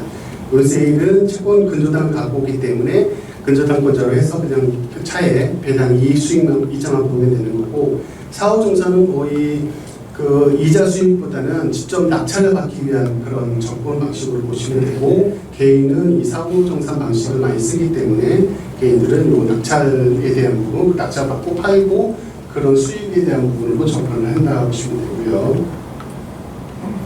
그래서 제일 크게 이제 론세일하고 사후 정산 이제 비교되는 그 방식이긴 한데 론세일은 근저당을 넘겨주는 거기 때문에 근저당권 이전을 시켜주기 때문에 등기도 올라가고 되고 물건인 거예요. 그래서 물건에 대한 권리로 행사할 수 있는 모든 것을 할 수가 있는데 이 사후정산은 그런 물건들이 아니고 대부업체랑 우리하고 뒷계약으로 대부분 이루어진 보이지 않는 그런 계약이라는 거. 그래서 채권이라는 거. 그 대부업체와 우리하고의 채권이라는 그런 게 있고 그러니까 물건하고 그런 거랑 좀 틀린 부분이 있죠. 그리고 만약에 매도를 하거나 여러 가지 방법으로 핸들링 할 수 있는 부분도 론세일은 내가 그 채권자니까 배당을 받을 수도 있고 이건 나한테 또 이걸 또 싸게 팔면 또 누가 또 그 대부업체라든가 또 사가기도 해요. 그러니까 재매각도 돼서 뭐 1,000만 원, 2,000만 원 받고 팔 수도 있고 그리고 낙찰도 직접 받아서 수익을 볼 수 있는 방법이 있는데 사후정산 방식은 거의 그냥 낙찰로 이루어지는 방식으로 끝내는 방식으로 간다 생각하시면 될 것 같고 이 론세일은 법인만 개인은 할 수가 없기 때문에 법인만 된다고 보시면 되고 사후정산은 개인 법인 뭐 다 되겠지만 보통 개인들이 이용을 하는 거고 그리고 외부 공시로 이제 등기에 이 물건이 이전됐기 때문에 등기에 우리 이름이 올라가게 되는 상황이 되는 건데 만약에 이 론세일 방식이라고 하게 되면 근데 사후정산 방식은 거기에 올라가게 되는 대부업체랑 우리 당의 채권 가격이기 때문에 남이 봤을 때는 모르는 개념이 되죠. 무슨 계약이 있었는지 그러다 보니까 대출도 많이 나오게 되고 연소세도 안 내도 되고 여러 가지 발생이니까 장점들이 생기는 게 우리가 뭐 공시된 게 없기 때문에 그런 부분의 장점인데 보통 뭐 나는 아파트를 투자를 해서 낙찰을 받고 팔고 거기 수익을 얻겠다 뭐 그런 방식으로 뭔가 사가지고 팔아서 그 수익을 얻겠다고 하면 뭐 논세의 방법이든 사후정산 방식이든 다 할 수는 있는데 여러 가지 비용 처리, 뭐 세금 처리, 뭐 여러 가지를 하다 보면 실제적으로 사후정산 방식이 훨씬 편하다고 해요. 돈이 덜 들어가고. 그래서 만약에 내가 NPL로 그냥 아파트를 빨리 단타 매매로 빨리빨리 팔고 사고 그런 걸 한다 그러면 굳이 논세를 할 필요 없이 사후정산 방식으로 그런 방식으로 해서 진행을 하시면 되겠습니다. 그래서 지금 조책이 개정이 돼서 작년에 개정이 돼서 노책으로 변경이 됐는데 그러니까 이게 지금 내가 그냥 글로 써 있는 걸 거의 도식화 시켜가지고 문제는 없긴 하겠지만 이 순서라든가 용어라든가 그리고 좀 이따가 이제 실제 예가 될 건데 그 예도 그냥 내가 가상으로 드는 것보다 실제 이렇게 된 것들을 들기 위해서 그 예를 실을 든 게 다 조책에 있는 거라서 이게 그래서 막 어디 배포를 하거나 나중에 자료로 막 쓰기에는 문제가 있을 것 같아서 그런 거는 안 해주셨으면 좋을 것 같고 일단 이 책은 제가 추천을 드리니까 한번 경매로도 좋지만 한번 내가 실제 투자자로 내가 좀 돈을 좀 벌어보고 싶다 그러면 NPL 공부는 좀 추천을 드려요. 그리고 추천을 드리는데 그런 책 중에 굉장히 괜찮아요. 그러니까 제가 이 책을 만나기 전에 NPL 책을 다른 책을 되게 많이 봤는데 너무 어렵게 써 있는 책이 많아요. 법조인들이 쓴 책들이 많아가지고 이 용어도 그렇고 방식도 그렇고 되게 이상하게 돼 있었고 되게 힘들었어요. 근데 이 책을 만나고 아 그래도 읽을만 하구나. 그런데 더 좋았던 게 이 모든 서류들이 다 첨부가 되어 있다 보니까 내가 낙찰을 받으면 뭐 어떻게 잔금 납부 영수증부터 배당표부터 뭐 채권 계약서부터 이런 것들이 다 있다 보니까 내가 이대로만 따라하면 되겠네 그런 생각이 들 정도로 다 이게 좋게 돼 있어요. 그래서 한번 한 거 보시는 거를 추천을 드리고 특히나 지금 NPL 시장이 너무 좋다고 하니까 이게 지금 쏟아지고 있기 때문에 되게 좋은 상황이고 계속 고민이 저도 이제 부동산을 안 하고 경매에만 올인을 하는데 수익이 별로 없어요. 다들 아까도 얘기했지만 이 부동산 안 하고 이 경매만 올인하기에는 수익이 많지가 않아요. 아까 윤빛 소장님처럼 되기가 쉽지가 않은 거라서 그렇다 보면은 우리도 좀 투자를 하면서 이따가 이제 대표님도 말씀해 주신 수익도 할 수 있는 방법이 여러 가지도 있겠지만 그 중에 NPL이 제가 봤을 때 굉장히 매력이 있으니까 굉장히 고급 정보는 잘 안 나오잖아요. 유튜브를 찾아봐도 제대로 된 NPL 막 치면 많이 나오긴 하는데 유튜브에서 제대로 된 설명들이 많이 없는 경우가 많거든요. 그 단편적인 것만 얘기해주고 그런 거는 그만큼 앞서 돈이 되기 때문에 비밀리에 감춰진 것들이에요. 그래서 이런 원리를 알고 이렇게 하면 되고 이런 거 했을 때 내가 접목을 할 수 있기만 하면 아직도 수익이 크게 날 수 있는 부분이다. 그리고 우리는 부동산 전문가이기 때문에 거기에 최대 장점, 물건 가치를 알 수 있고 내가 요만큼 들어가서 요만큼 수익 볼 수 있겠네. 이게 눈으로 웬만큼 감이 있다는 거. 그리고 특히나 특수 물건 있어버리면 남들은 혹하고 안 들어오는 거는 우리는 해결할 수 있는 부분. 그런 부분을 따져보면 NPL은 저희한테는 정말 굉장히 매력적인 거기 때문에 한번 해봤으면 좋겠다는 생각이 들어요. 공부를 해보셨으면 좋을 것 같고. 여기까지 한번 질문 있으시면 좀 받을까요? 너무 좀 졸려할 수도 있을 것 같고 그래가지고 너무 급하게 오늘 하고 저번에는 처음으로 자료를 만들고 막 진행했더니 너무 많아 빨리 막 넘어가가지고 이해가 안 됐었을 것 같아갖고 저번에 계산해보니까 1시간 약간 넘었던 것 같아서 그래서 좀 첨부도 하고 좀 천천히 가도 되겠다 생각해서 한 거니까 궁금하시면 한번 물어보셔도 되고 일단은 NPL은 추천드립니다. 저는 이거를 배우러 갈 때는 거의 나의 최종이다. 그러니까 내가 너무 자금이 너무 없다 보니까 생활이 너무 힘들더라고요. 근데 내가 이걸 벗어날 수 있는 부분들이 부동산으로 경매를 해야 되는데 여러 가지 방법을 생각을 하는데 NPL이 너무 많다. 빨리빨리 할 수 있고 돈도 별로 안 들어갈 수 있고 수익도 크게 낼 수도 있고 그래서 정말 나는 여기를 무슨 걸고 해야 되겠다 생각하고 했던 건데 결과적으로는 돈이 없어서 많이 못한다고 봐야죠. 저는 못하고 있는데 제가 봤을 때는 굉장히 괜찮은 것 같아요. 그래서 조금이 여유가 있고 내가 경매로 조금 투자해서 돈을 벌어보고 싶은데 하면 경매보다는 NPL이 낫지 않을까. 그래서 NPL로 꼭 한번 해보시라 추천드립니다. 그래서 이제 앞으로 설명할 거는 이 부분에 대한 거가 실제 일어났던 케이스인데요. 거기는 저기가 케이스가 더 많이 들어있고 아까 그 책은 개정된 거라 요즘 물건들도 많이 있긴 한데 조 데이터를 썼기 때문에 뭐 2016년, 13년 그때 데이터긴 한데 원리들은 다 마찬가지예요. 론셀 방식, 사업정산 방식, 그래서 수익을 낳았던 거 그런 부분들입니다. 지금 이제 론셀부터 이제 먼저 설명을 드릴 건데 아까 말했듯이 론셀은 근저당을 갖고 와서 그걸 가지고 수익을 내는 방식이고 보통 이걸 이제 채권 양수도 계약이라고 얘기를 하고 이제 논세라고 얘기를 하는데 아무래도 근저당을 이전했기 때문에 뭐 배당도 되고 유입 낙찰도 되고 재매각할 수도 있고 여러 가지 방법은 있지만 대부분 그냥 배당 쪽으로 많이 그냥 편하게 간다. 가만히 있어도 돈을 주기 때문에 그리고 우리는 배당료가 예상이 되잖아요. 딱 이렇게 했을 때 얼마에 낙찰이 되면 내가 채권 금액이 그거보다 높으니까 나머지 다 주겠네. 그 낙찰이 예상이 되기 때문에 딱 보고 들어가도 되고 안 들어가야 되는 부분을 고를 수가 있기 때문에 배당도 충분히 괜찮고 하지만 이제 이거는 법인만 가능하다는 거 그래서 개인이 하지 못한다는 거 그렇지만 개인은 그 법인의 이제 근저당권 질권 설정으로도 권리 확보해서 들어가는 방식도 있긴 있고요.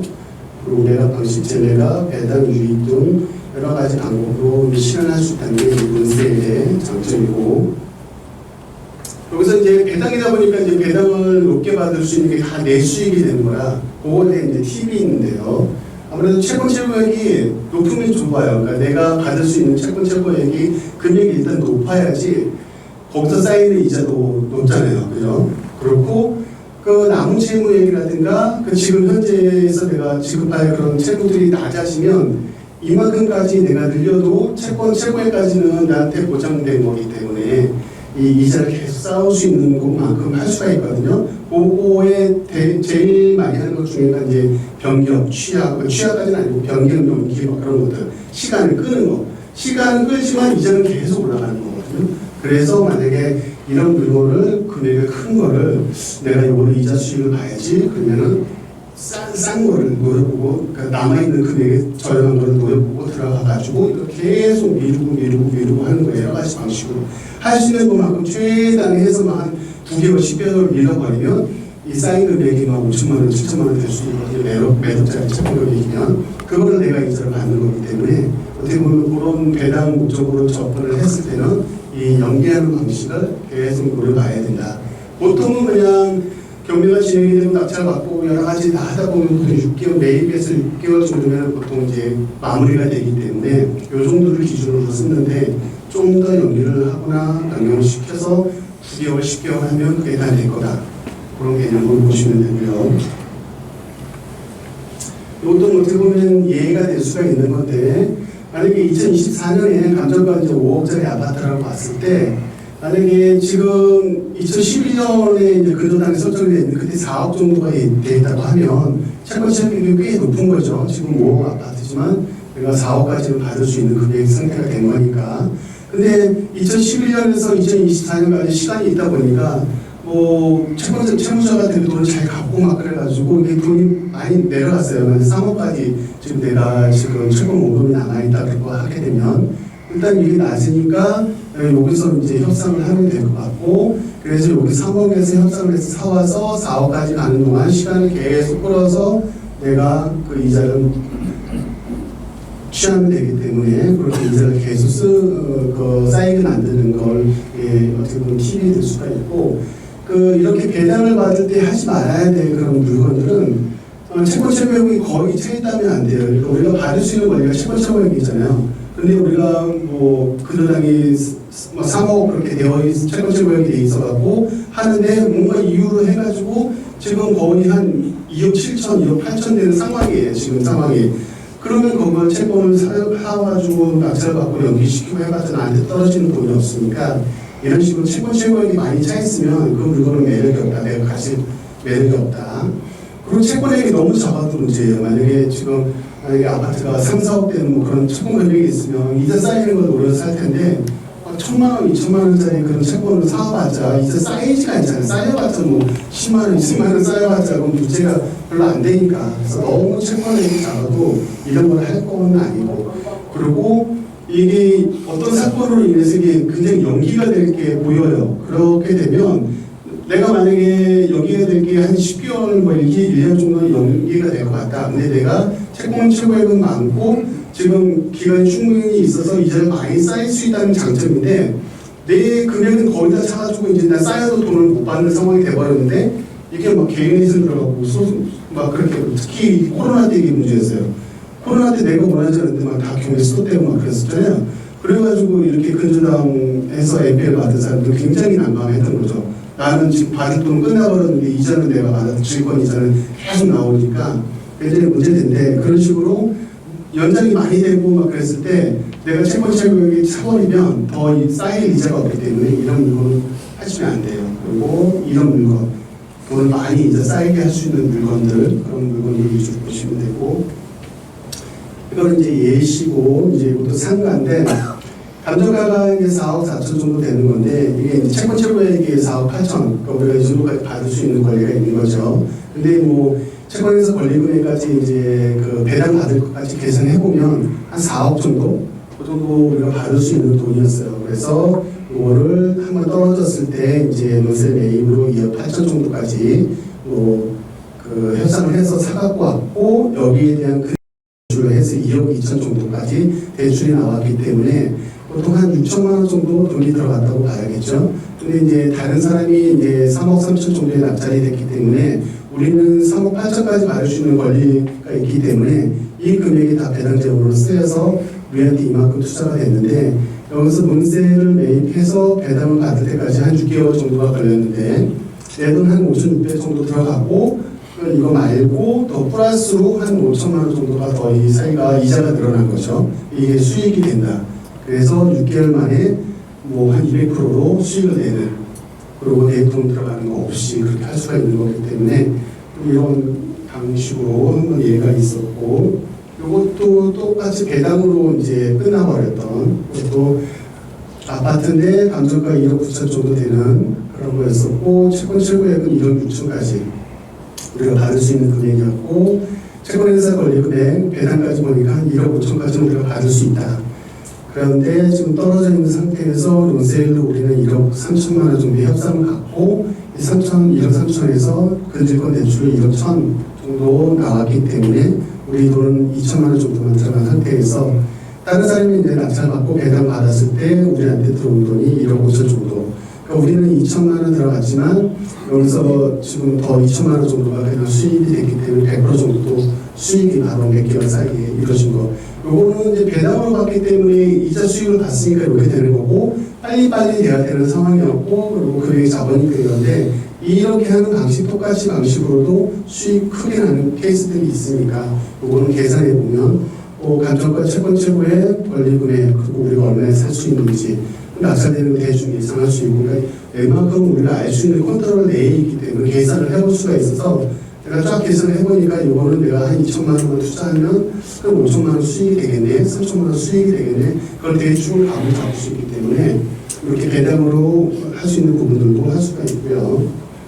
유입은 유입이라는 게 그냥 낙찰을 받는 것보다 직접 내가 낙찰 받아서 쓸 수 있는 그런 것들을 보는 건데 유입할 때도 이제 좋은 것들 이것도 똑같이 채권 최고액이 클수록 유리한 그런 이유가 내가 이제 낙찰 받을 거니까 내가 낙찰을 99% 받기 위해서는 내가 높은 금액을 써야 되잖아요. 그러다 보니까 채권 최고액이 높을수록 내가 큰 금액을 저질러도 그게 다 배당으로 나한테 들어오는 거기 때문에 채권 최고액이 큰 거일수록 유입하기 좋은 거고 그러니까 만약에 5억 근처 가져가고 5억인데 내가 채권 최고액이 5억 근처까지 쌓여있을 수 있는 그런 물건이면 내가 거의 그냥 낙찰 받는다고 봐야 되죠.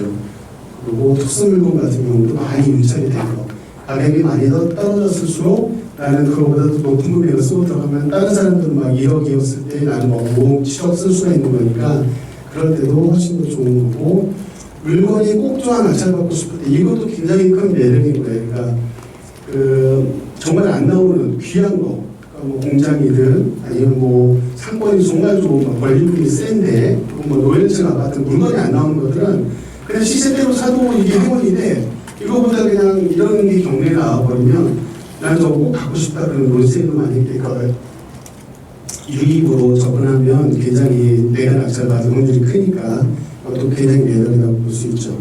이것도 똑같이 뭐 비추정되는 거는 채권 최고액이 너무 낮아서 꽉 채워도 안 되는 거. 이런 것들은 아까 말했듯이 NPL을 매입해갖고 이자 들어오는 사람들이 굉장히 큰 금액으로 들어가서 낙찰받아야 되는데 채권 최고액이 너무 낮으면 만약에 5억짜리 아파트인데 내가 채권 최고액이 1억밖에 안 되면 지금 내가 1억을 쓸 수밖에 없잖아요. 나는 더 높게 쓸 수는 필요가 없으니까.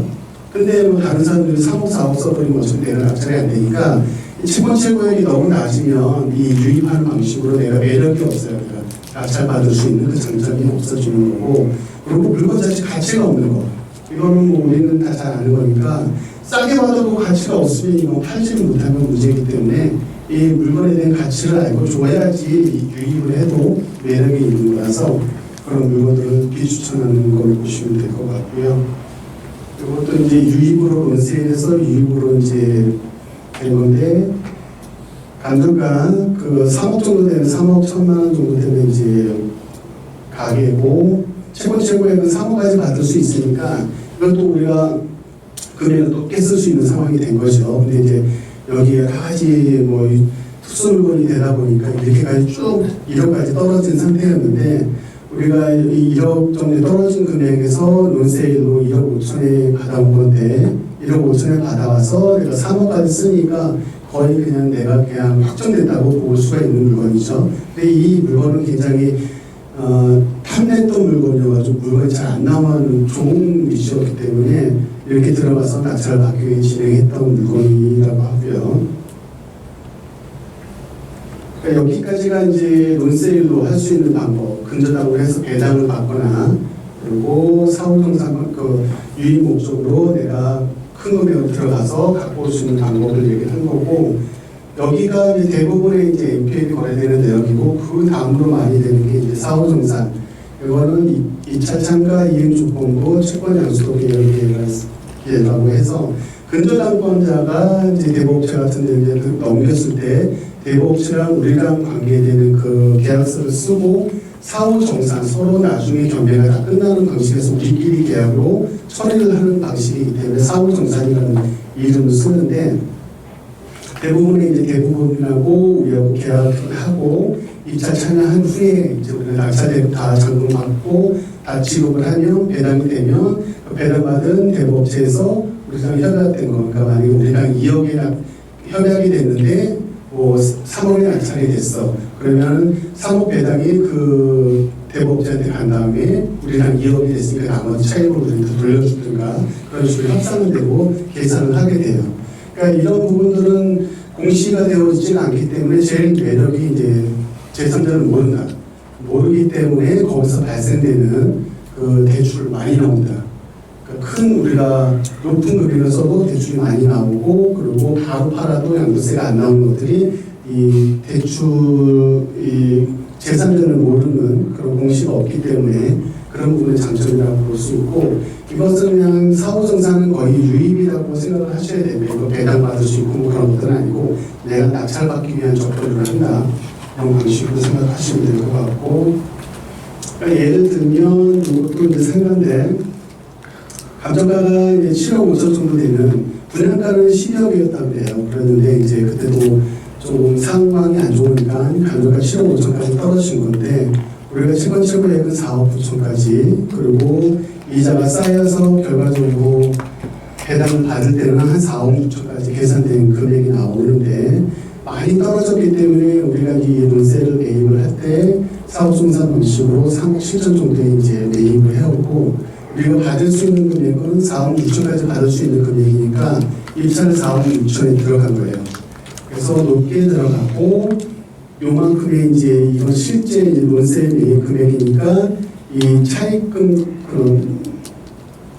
여기서도 이제 대출로 이제 투자가 이제 많이 나왔던 거죠. 그러니까 대출이 4억 6천에 낙찰이 되다 보니까 여기에 이제 대출 나온 게 3억 8천이 나왔는데 실제 내가 지급할 돈은 3억 7천밖에 없으니까 내 돈은 하나도 안 들어가고 1,000만 원이 남은 상태에서 상가가 하나 생긴 거고 이 상가도 굉장히 좋은 상가였기 때문에 욕심을 낸 거고 이렇게 유입 목적이었을 때는 이렇게 방식을 쓸 수 있는데 대출 많이 나오는 이유가 이제 이거는 우리랑 알려지지 않은 그 계약으로 진행됐기 때문에 대출이 많이 나오는데 근저당 논세 같은 경우도 원래는 대출이 많이 나왔다고 하는데 이제 그 논세로 이름이 적혀 있는 그런 부분들 때문에 은행에서도 이런 케이스를 보다 보니까 요즘은 그 논세나 사후정산 방식에도 너무 비정상적인 거래 같은 경우는 대출을 좀 잘 안 해준다는 얘기도 있었어요. 근데 우리 일단은 대출 많이 나오는 게 종설이 되어 있고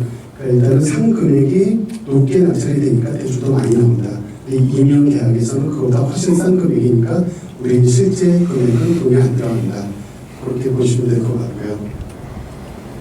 또 이제 또한 유입된 사후정산에 유입된 거고 아파트고 5억 4천 정도 되는 아파트였고 저희가 이제 4억 천에 이제 그 논세로 그러니까 매입을 해서 이제 갖고 오는 그런 거는 결정이 된 거고 입찰가는 이제 4억 7천 들어가기로 한 거고 차임이 약정은 없는 걸로 그렇게 들어가서 입찰 참가 4억 7천으로 이제 들어간 상황이었고 4억 7천으로 우리가 낙찰을 받았지만 우리랑 그 계약된 금액은 4억 1천이니까 4억 7천이 대법업체로 들어가고 배당 다 받았고 4억 7천 중에서 우리랑 계약이 4억 1천이니까 나머지 6천만 원은 우리한테 돌려주고 이런 상황이 발생이 되는 거거든요.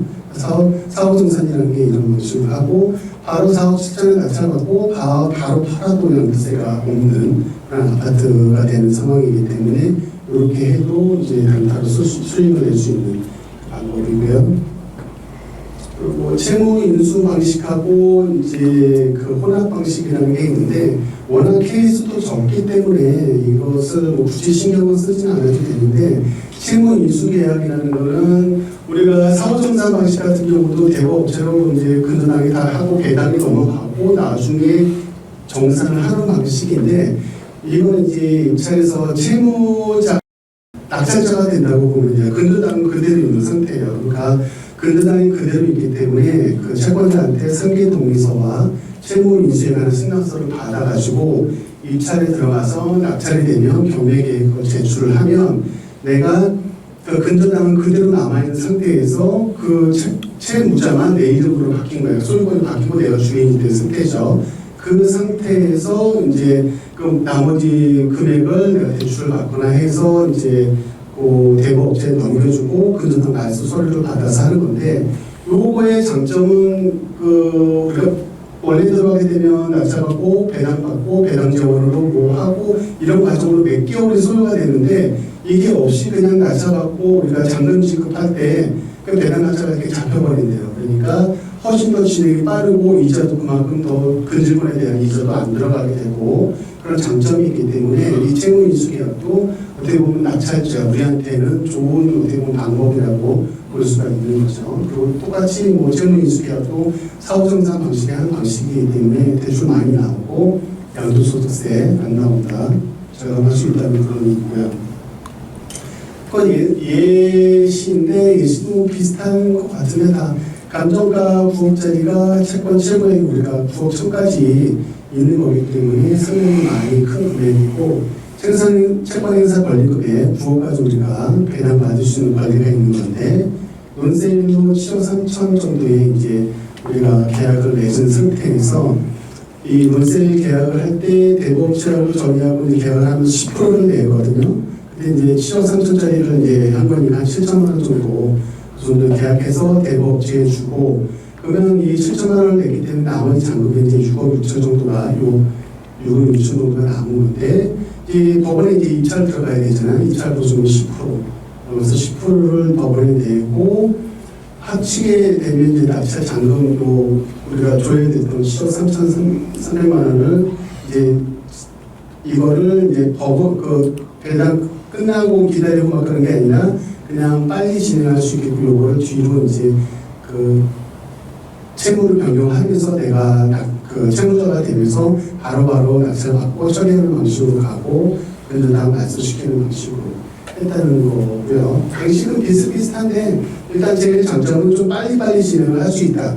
그 배당 받고 그 절차를 다 기다리지 않아도 되기 때문에 그 근질권을 받았을 때 이자가 안 나가게 되고 진행도 빠를 수 있고 그런 장점이 있는 그런 부분이고, 이 혼합 방식도 여기 처음에 원장님이 처음 했다고 그러긴 하시더라고요. 그러니까 상황이 아까 말했듯이 전제 조건은 근저당권자, 채권자는 귀찮은 걸 싫어해요. 자기네들 돈 될 것도 많고 양도 많고 엄청나게 풍부하기 때문에 귀찮은 게 싫어요. 그래서 그렇게 좋을 때는 우리처럼 이제 대부업체라든가 입찰 우리가 사올 우리 그런 사람들은 조금 어렵게 협상이 되는 반면, 지금처럼 물건이 넘쳐나고 막 그래 버리면 자기네들도 너무 물건이 많으니까 빨리빨리 풀어야 되니까 원래는 이런 부분들이 안 생기는 거예요. 자기네들 귀찮은 거니까. 근데 지금처럼 물건이 많고 그러면 빨리빨리 많은 것을 풀어야 되니까 우리가 원하는 조건을 들어주다 보니까 이런 식이 되는 건데, 여기에 핵심은 채권 계약금하고 입찰 보증금 하나로 계약한다는 건데, 우리가 보통 그 대부업체랑 계약을 할 때 우리가 매입 금액이 10%를 먼저 내고 그 상태에서 입찰 들어갈 때 우리가 입찰 들어가야 되니까 또 입찰 보증금 10% 내고 그 다음에 낙찰 받으면 잔금 다 처리하고 돼야 되는데, 이건 아예 그냥 이걸 합쳐버린 거예요. 너하고 우리하고 계약을 하는데 내가 10% 줄 거를 10%가 아니라 입찰 보증금으로 줄 때 대신 너가 들어가 해서 우리가 위임장 받고 들어가듯이 우리가 위임장하고 그런 것들을 대부업체에 주면, 또 우리가 계약은 따로 10% 주고 입찰 보증금 10% 내는 게 아니라 우리 입찰 보증금 10% 가지고 계약한 거 보고 자기들이 입찰 들어가서 낙찰 받으면 그 후에 사후정산 방식으로 되는 거죠. 그러니까 어떻게 보면 우리 입장에서 돈이 제일 적게 들어가는 방식. 그러니까 협상금 10% 내고 입찰 보증금 10% 내는 게 아니라 그걸 퉁쳐가지고 하나 해가지고 너가 다 해. 그리고 낙찰 받으면 내가 잔금 처리할게. 그런 방식이기 때문에 제일 돈이 적게 들어가는 방식이다. 그러니까 이렇게 할 수 있으면 좋은데, 아까 봤듯이 논세율이 거의 한 95% 이상이고 사후 정산도 뭐 조금이기 때문에 이런 방식으로 만약에 AM한테 접근을 했을 때 그 방식이 뭐냐고 대략 모르는 그 AM들이 많기 때문에 만약에 이런 거 설명드리고 그렇게 해서 협상을 오케이 하면 되는데 쉽지가 않다는 거죠. 근데 방법은 다양하게 할 수 있다. 그러니까 우리가 만약에 더 어떻게 보면 갑인 상황에서는 우리한테 유리한 조건을 많이 할 수 있다는 그런 걸 보여주는 거고 대부분의 채권자가 갑이고 우리는 의뢰이기 때문에 쉽게 뭐 좀 돈 될 거 없냐 좀 팔아달라 뭐 그런 식이 되는 건데 지금처럼 물건을 받는 때는 우리한테도 이런 방식으로 더 유리하게 계약을 할 수 있다 그런 조건을 볼 수 있는 거고요. 그것도 뭐 그냥 똑같이 예시라고 보는데 방식은 다 똑같아요. 그냥 계약하고 낙찰받고 잔금 치고 사업 정산해서 우리가 돌려주고 있으면 돌려주고 돌려받을 거 있으면 돌려받고 그런 방식으로 보면 되고 제일 일단 장점은 채권 협상금 10%하고 이체 보증금 10% 하나는 퉁쳐가지고 그걸 들어간다. 그래서 우리한테 돈이 제일 적게 들어간다. 그런 개념이고 이렇게 해서 이제 저 교재에 대한 부분들은 이제 실제 이해하고 전반적인 그 방식 그리고 NPL에 대한 것을 봤는데 보통 NPL이라고 유튜브를 보거나 하면 아까 말했듯이 되게 단편적인 것만 나오니까 되게 겁을 먹거나 잘 몰라하거나 들어도 모르는 경우들이 많아요. 근데 기본적인 건 NPL이라는 거는 이렇게 부실채권 이렇게 유동이 왔다 갔다 되는 건데 대부분의 논세로 끝나버린다. 채권 사가지고 가만히 있다 배당 받고 끝나는 게 대부분이니까 뭐 우리가 누가 유입을 해서 99% 낙찰, 100% 낙찰받을 거 내가 괜히 노력했는데 저 사람이 낙찰받는 거 아닌가 걱정하지 마시고 그냥 다 입찰을 하라. 뭐 그런 거를 얘기 드리고 싶고 그리고 분명히 아는 만큼 이 돈이 들 수 있는 충분한 기회가 있는 그 방식이기 때문에 NPL을 한 번씩 공부를 해보는 것도 좋을 것 같아요. 이상 발표를 마치겠습니다. 네. 아까 그 예시를 들었던 그러니까 뭐 론셀이나 아까 이런 것들 아까 사례가 몇 가지 있었지 않습니까? 네. 거기 실제로 이 책에 했던 있는 거죠. 학원에서 했던 그 네, 그거가 실려져 있는 거고 저기서 이제 내가 조금 뒤쪽으로도 이렇게 좀 설명을 드린 것들이 있는데 뭐 이런 식으로 뭐 없는 조건이 있고 막 이런 식으로 유추가 여러 가지가 있고 이런 부분에 대한 게 자세하게 설명이 돼 있어요. 왜 이렇게 떨어졌는데 남들을 같이 하자고 했더니 투자자들은 나 안 한다고 하면 나가 떨어지더라. 근데 내가 말씀드리면 될 것 같은데 그래서 이렇게 했더니 이게 딱 합의되는 게 얼마 안 됐어 진짜. 그래서 따져봤더니 내가 이만큼 수익이 되네. 그런 부분들에 대한 것들을 다 적어놨어요. 그러니까 좀 더 자세한 것들은 저 책 안에가 되게 많이 있는 건데 그걸 다 글을 쓸 수가 없으니까 되게 좀 압축시키다 보니까 좀 많이 넘어갔기 때문에 이해가 안 될 수 있는 부분이 있는데 세세한 것들이 저기 그 원인들 이해 왜 이렇게 되고 그런 것들이 자세히 설명이 돼 있어요. 네. 왜냐면 제가 노화 회사 여러 군데하고 할 때 아파트나 이런 좀 이건 아파트 이건 걸린 제가 아파트에 있었는데 실제로는 협상이 잘 안 되긴 안 되더라고요. 제가 해보니까.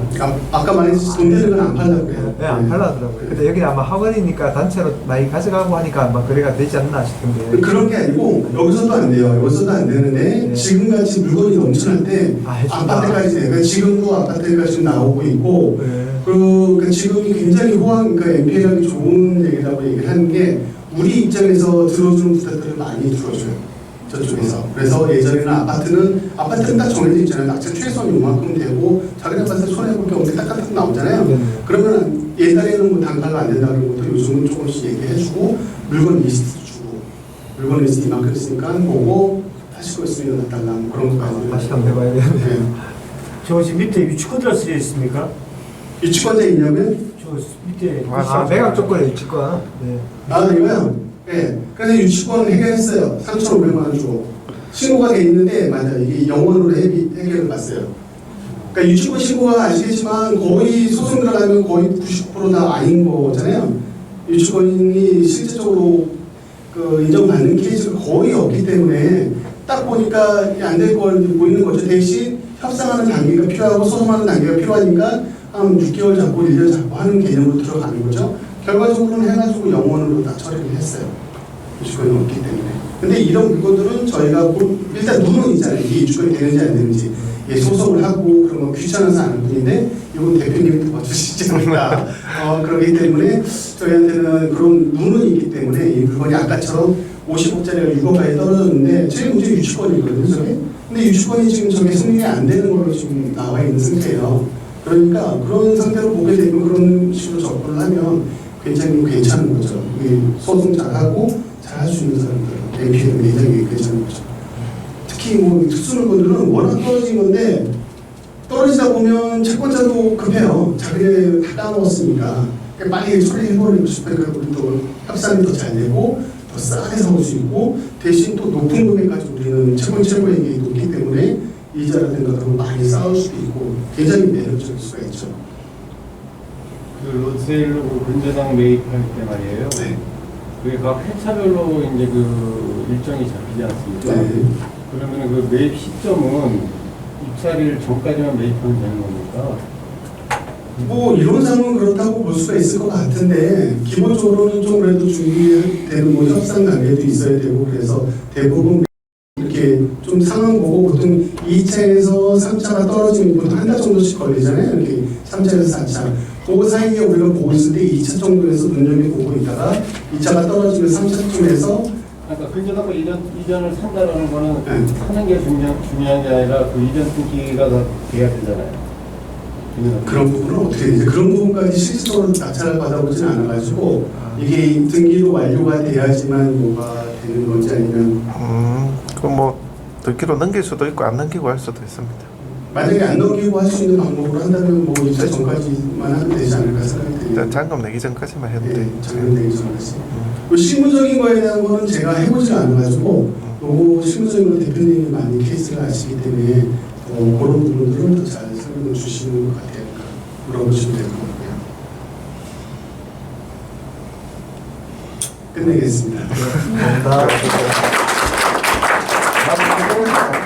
아, 고맙습니다.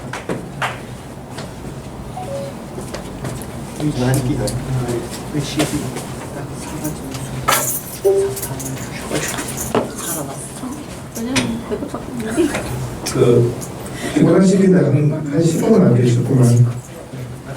그 우리 소장님 말씀 주신 것 중에서 지금 진행 중인 물건까지만 볼게요. 그나마 큰 발전. 그래야 조금 더 이해하시지 않을까 싶어서.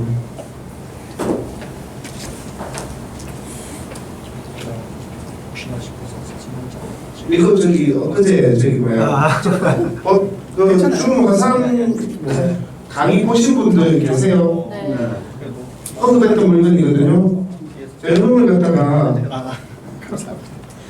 우리 그 이 소장님 설명드린 것처럼 요놈을 MPL 한번 적용해 볼게요. 그러니까 그냥 해도 되는데 MPL을 하면 왜 이기는지 한번 보자고요. 그러면 좀 이해가 돼요. 이게 지금 진행 물건입니다. 10월 14일. 얘가 지금 한 1억 3천 정도의 시세가 형성되어 있어요. 최근에 거래된 거 보면. 그죠? 올 7월이에요, 7월. 이거 삼성중공업 앞이라서 잘 나갑니다. 9억이라도, 9주이라도.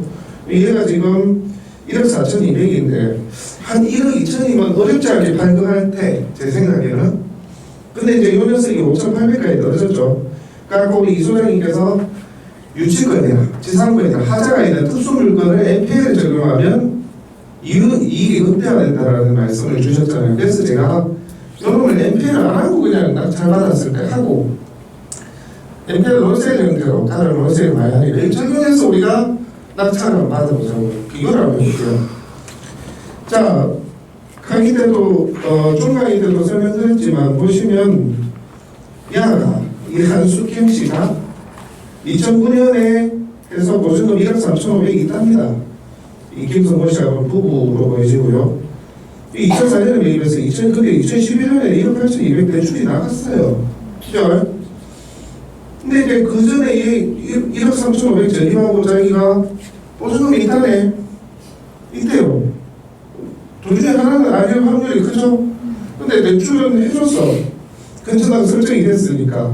근데 얘가 권리신고 했냐 보니까 권리신고도 안 했어. 아, 권리신고 했구나. 다른 걸까 보니까. 자, 권리신고를 했어. 그러면 이 권리신고를 했다는 얘기는 임대차 계약서를 사본을 제출했다는 얘기입니다. 근데 1억 3,500을 빌려줬는데 대출이 나갔다는 얘기죠. 상식적이진 않죠. 자, 우리가 만약에 우리가 지금 추정을 하고 있는데 이걸 어느 정도 근거를 잡아냈다고 한번 봅시다. 저는 이거 아닐 것 같거든요. 난 솔직히 그 강의에서도 설명드렸다시피 한 500만 원 잃어버린다 생각하고 이거 낙찰 받고 나서 시력 찾아가. 야, 나 낙찰자야. 이해관계니까 너희 소리 어찌 된 거야 저 사람이. 대출해줄 때 저 사람 누구야? 저는 조사할 것 같아요. 실제 저희 경매 멤버십 한 분 중에서 혼자는 못하겠으니까 반만에가 나오고 해보자 그러더라고. 진짜 내가 아까씩 샘플 쌓아서 그런데 어쨌든 가짜라는 느낌이 강하게 듭니다. 임대차 계약서야 이해관계인이면 쓸 수 있잖아. 지금 이 한수경 씨하고 서정민 씨하고 이해관계인이면 임대차 계약서 가짜로 써갖고 그냥 제출하면 권리 신고가 되는 거예요. 그러니까 이 사람 전입 당시에는 그냥 가족이 있거나 뭐 친지나 무상인 임차가 있거나 뭐가 있겠죠. 근데 생각보다 이 건전한 거잖아. 지금 이분들이 왜 이렇게 떨어지는지 잘 몰라. 똑똑한 건 아주 잘 모릅니다. 똑똑한 그 금융 재건 담당자분도 계시는데 생각으로 많은 분들이 별 생각이 없어요. 이유를 몰라. 제가 봤을 때는 지금 이 때문에 떨어진 게 아닙니까? 그죠? 이게 만약에 조사를 해봤더니만 가짜인 것 같아. 저는 이렇게 할 것 같아요. 자, 봅시다. 자, 580만 원을 내가 10% 입찰해갖고 낙찰이 돼갖고 시험에 갔더니만 나 낙찰자 이정모 저 육지된 거야. 나 잘못내야 되는데 알고 보니까 그냥 이해관계인으로 그때 서류가 있어. 그럼 저는 미납합니다. 자, 첫 번째 안은 낙찰을 받고 저 미납 안 하고 낙찰을 받을게. 첫 번째 안 MPL 적용 없이 그냥 야, 나 잘못했다. 그리고 이제 잔금을 냅니다. 그리고 내가 1억 2천에 세팅을 해. 그럼 얼마 나와요? 6천이라고 보고 6천 남네. 그죠? 그리고 뭐 매매 사업자를 하든지 뭐 15% 떼고 그럼 얼마야? 뭐 한 4천 얼마 벌겠네. 오, 좋아. 좋습니다. 매매 사업자가 없으면 단타로 치면 세금 많이 나가겠죠. 어쨌든 자, 이 정도 봅니다. 제가 매매 사업자 2는 15% 그 소득에 대한 과세를 세금을 내고 한 4천 정도 번다고 지금 가정하는 거예요. 자, 이번에 바꿔봅시다. 자, 제가 581만 6,300원을 입찰해가 낙찰을 받아가지고 요 갔더니만 이 사람 근데 우리 소리 보니까 이 사람 뭐 그냥 가족이랑 친척이랑 그냥 살고 있다고 돼 있는데 그래서 우리 대출해줬는데 미납합니다. 이번에는 미납을 하고 어떻게 하느냐. 자, 이제부터 MPL이요. 제가 원래는 대부법인이 됩니다. 제가 대부법인하고 조인을 했다고 칠게요. 저도 뭐 대부법인이 있으니까. 아니면 우리 이 소장님이 MPL을 알고 계시니까 내가 매입은 못하니 저한테 제가 대부법인 하니까 이쪽 매입해줘. MPL 작업을 해보자. 의뢰를 맡겼어. 그래서 시험에 찾아갑니다. 자기는 이제 인전 낙찰될 줄 알고 했는데 미납을 했네. 스트레스 옵니다. 시험에 이거 언제까지 떨어지려고 해라고. 자, 우리가 찾아갑니다. 제가 대부법인이에요. 시험에 가가지고 야, 이거 너네 지금 5천 원 가까이 떨어졌는데 한 6천에 좀 팔 의향 없냐? 물어봅니다. 마음 팔라고 수도 있고 자꾸 유찰을 더 유찰을 낼 것 같아. 뭔 이유인지는 몰라. 했던 본인들은. 그래서 이런저런 이유로 6천에 매각하기로 했어요. 요놈을 건전한 거를 요거를 누구한테? 나한테. 대부법인한테. 대부법인 제가 왜 매입해? 우리 이 소장님이 매입해서 나가 했어. 제가 건전한을 매입했어요. 이 건전한이 사실상 우리 이 소장이니까 둘이서 협의를 한 거지. 사인을 했어. 내가 매입한 거는 이 소장인 거야. 그렇게 해서 건전한을 매입합니다. 자, 매입을 했습니다. 자, 매입을 하면 매입하는데 또 시간이 걸려. 그래서 뭐 변경, 매각기획도 연기도 하고 합니다. 그래서 두 달에 다시 나와. 얼마로? 똑같이 이번에도 나옵니다. 자, 그러면 이제 나왔을 때는 요 건전한 거저 누구예요? 이 소장님. 그 등기사항 증명서 등기부등본에는 대부법인 이름으로 바뀌어 있을 거예요. 신협이 아니라. 건전한 6천에 가져오려 했거든. 난 6천에 줬어. 근데 이 6천도 내 600만 있으면 되고 5,400원도 대출을 해주네. 건전한을 가져오는데. 이게 이제 질권 대출입니다. 원래는 이제 1억 넘어야 주는데 뭐 이 가정을 할 겁니다. 나는 얼마 없어도 어쨌든 건전한을 가져왔어. 내가 가져왔지만 우리 소장일 거야. 그리고 소장님이 아까 소장님이 미납을 했다고 가정할게요. 낙찰을 받을 수도 있지만 MPL을 한번 해보려고 기대하고 했어. 자, 이번에는 이제 근저당권자가 된 거야. 채권자가 된 거야. 채권자가 됐는데 이제 본인 채권자 입장에서 매입자를 해보자고. 자, 보니까 내가 채권자인데 받을 돈이 23년 작년 10월에 1억 1,900입니다. 최대 원금하고 연체이자까지 쌓이면 이 금액까지 받을 수 있어요. 최대. 그러니까 누가 한 1억 8천에 낙찰되면 내가 원금하고 이자 쌓인 이 금액까지도 받을 수 있다는 거예요. 그런데 이제 이게 날짜상으로 쌓이는 날짜가 있잖아요. 이까지는 안 났을 것 같고, 이게 작년 10월이니까 올해 한 1년 됐네요. 한 1억 4천 정도 될 것 같아. 대략 예를 든 겁니다. 원금 이자가 쌓여서. 자, 그러면 1억 4천에서 4,500 정도 그러니까 내가 낙찰을 안 받고 제3자가 낙찰을 받더라도 이 경매가 원래는 신협이 이 돈을 배당받아갔긴데 지금은 누가 받아가요? 누가 받아가요? 제가 근저당 샀잖아. 제가 받습니다. 제가 받는다는 것은 결국 우리 소장님이 받는다는 얘기입니다. 자, 한 계산해보니까 원금 이자 쌓인 게 올해 배당이 올해 연말아요. 내년 1월에 가져갈게요. 내년 1월에 날짜에 대략 그날까지 원금 이자 쌓인 게 1억 4,500이야. 받을 돈이 대충 이 원금 이자 계산해보니까. 그러면 생각해 봅시다. 원래는 내가 한 6천에 5,800이 낙찰 받아가지고 아까 얼마? 1억 2천에 팔아먹으려고 했어. 근데 지금은 내가 5,800에 낙찰 받아도 되는데 내 마음대로 금액을 쓸 수 있어. 왜? 내가 채권자가 내빈네. 쉽게 말해서 내가 신협이 내빈 거예요. 신협. 채권자 입찰할 수 있어요? 없어요? 채권자도 경매에 참여할 수 있습니다. 안 해서 그렇지. 신협이 안 해서 그렇지. 주인은 돈 벌어야지 뭐 부동산을 매입할 이유가 없잖아요. 가동 매입하는 금융권도 있긴 합니다만 대부분은 그럴 이유가 없지. 근데 내가 채권자 됐네. 내가 입찰해. 얼마? 한 1억 4천 쓰리지 뭐. 왜냐하면 그 돈 나한테 줄게 이거죠. 내가 이해하니까. 이제 이거 샀으니까. 근저당을 샀으니까 내가 채권자라.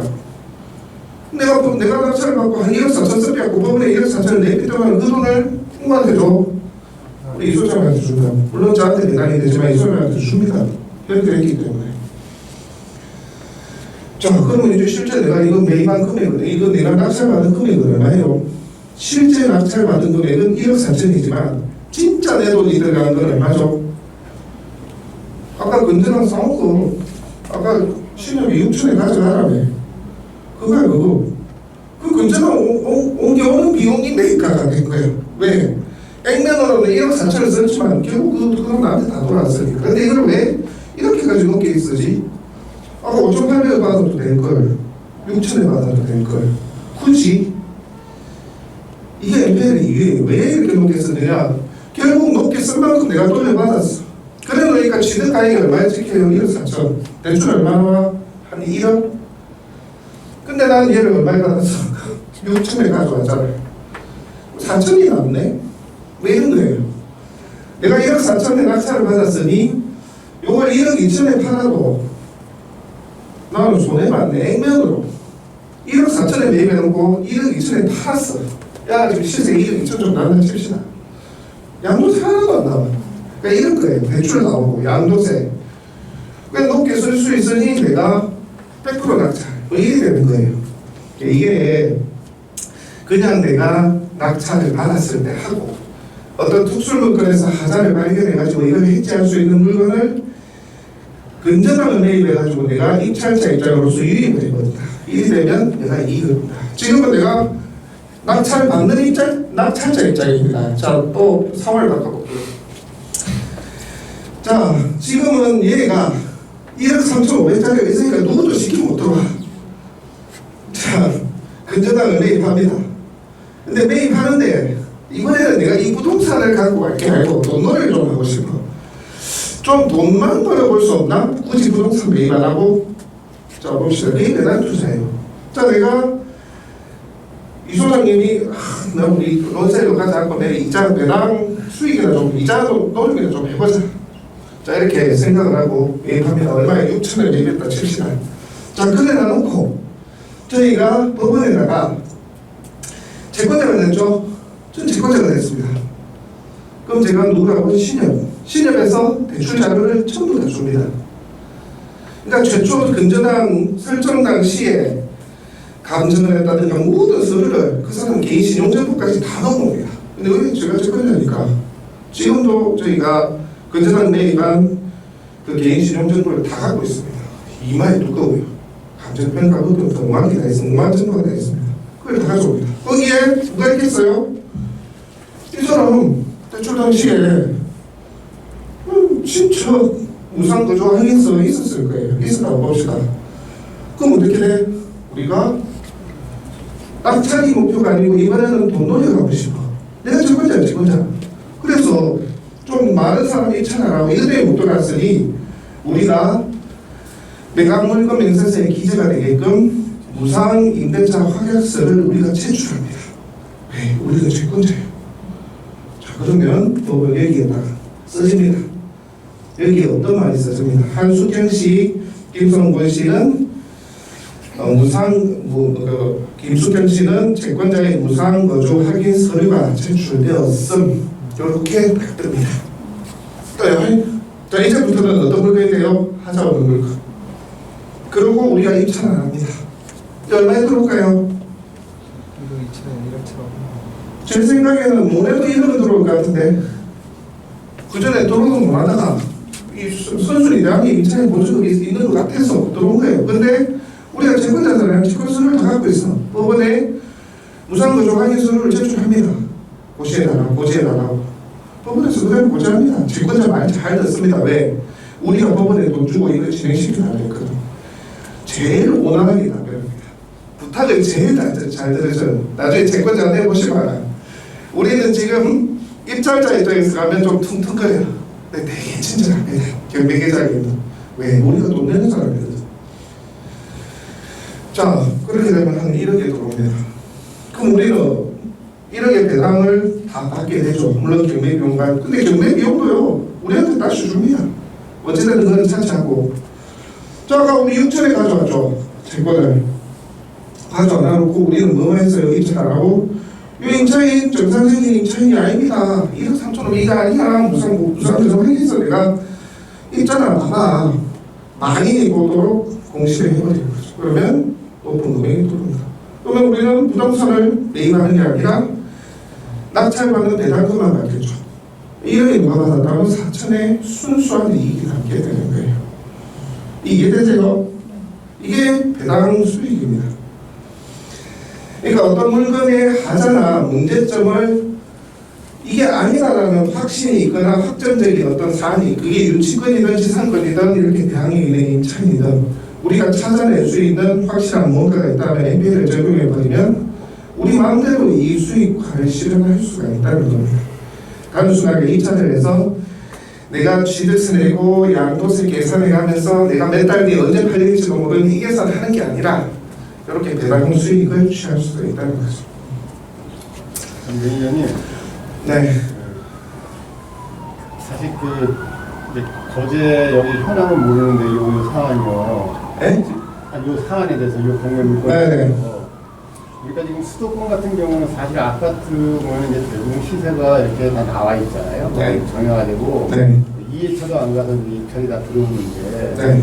지금 그 최초 감정가가 1억 4,200에서 지금 시세가 미니멈 1억 2천까지 한단 말이에요. 확정을 해주면 1억 2, 3천원 할 거 같네요. 그렇다면 좀 신협에서 네. 아무리 그냥 물건을 놓고 있더라도 이렇게 지금 5회차까지 가서 지금 그 최저가가 5,800 내려갈 때까지 가만히 있겠느냐. 그러니까 제 생각은 금액이 크면 모르겠습니다. 말씀처럼 금액이 작아서도 이렇게 그냥 크게 신경을 안 쓰는 것일 수도 있죠. 그럴 수도 있는데 채권자가 놓치고 있지만 이게 어차피 만약에 누가 낙찰자가 되더라도 잔금 낼 때까지는 채권자가 그 취하를 할 수 있잖아요. 아, 그럴 수 있죠. 예. 그러면 이게 결국은 힘 빼는 거 아니냐. 힘을 내라요. 이거요.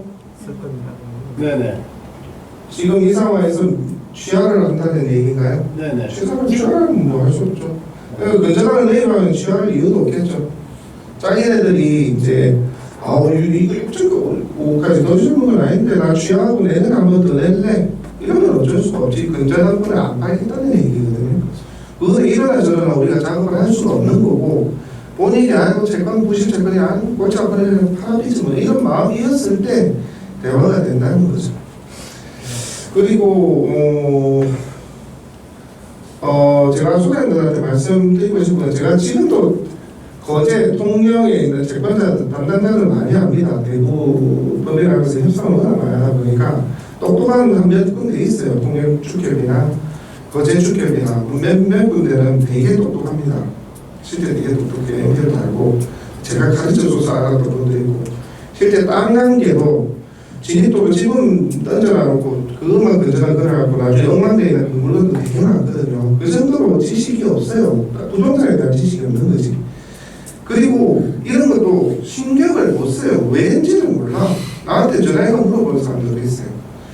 생각보다 안 똑똑합니다.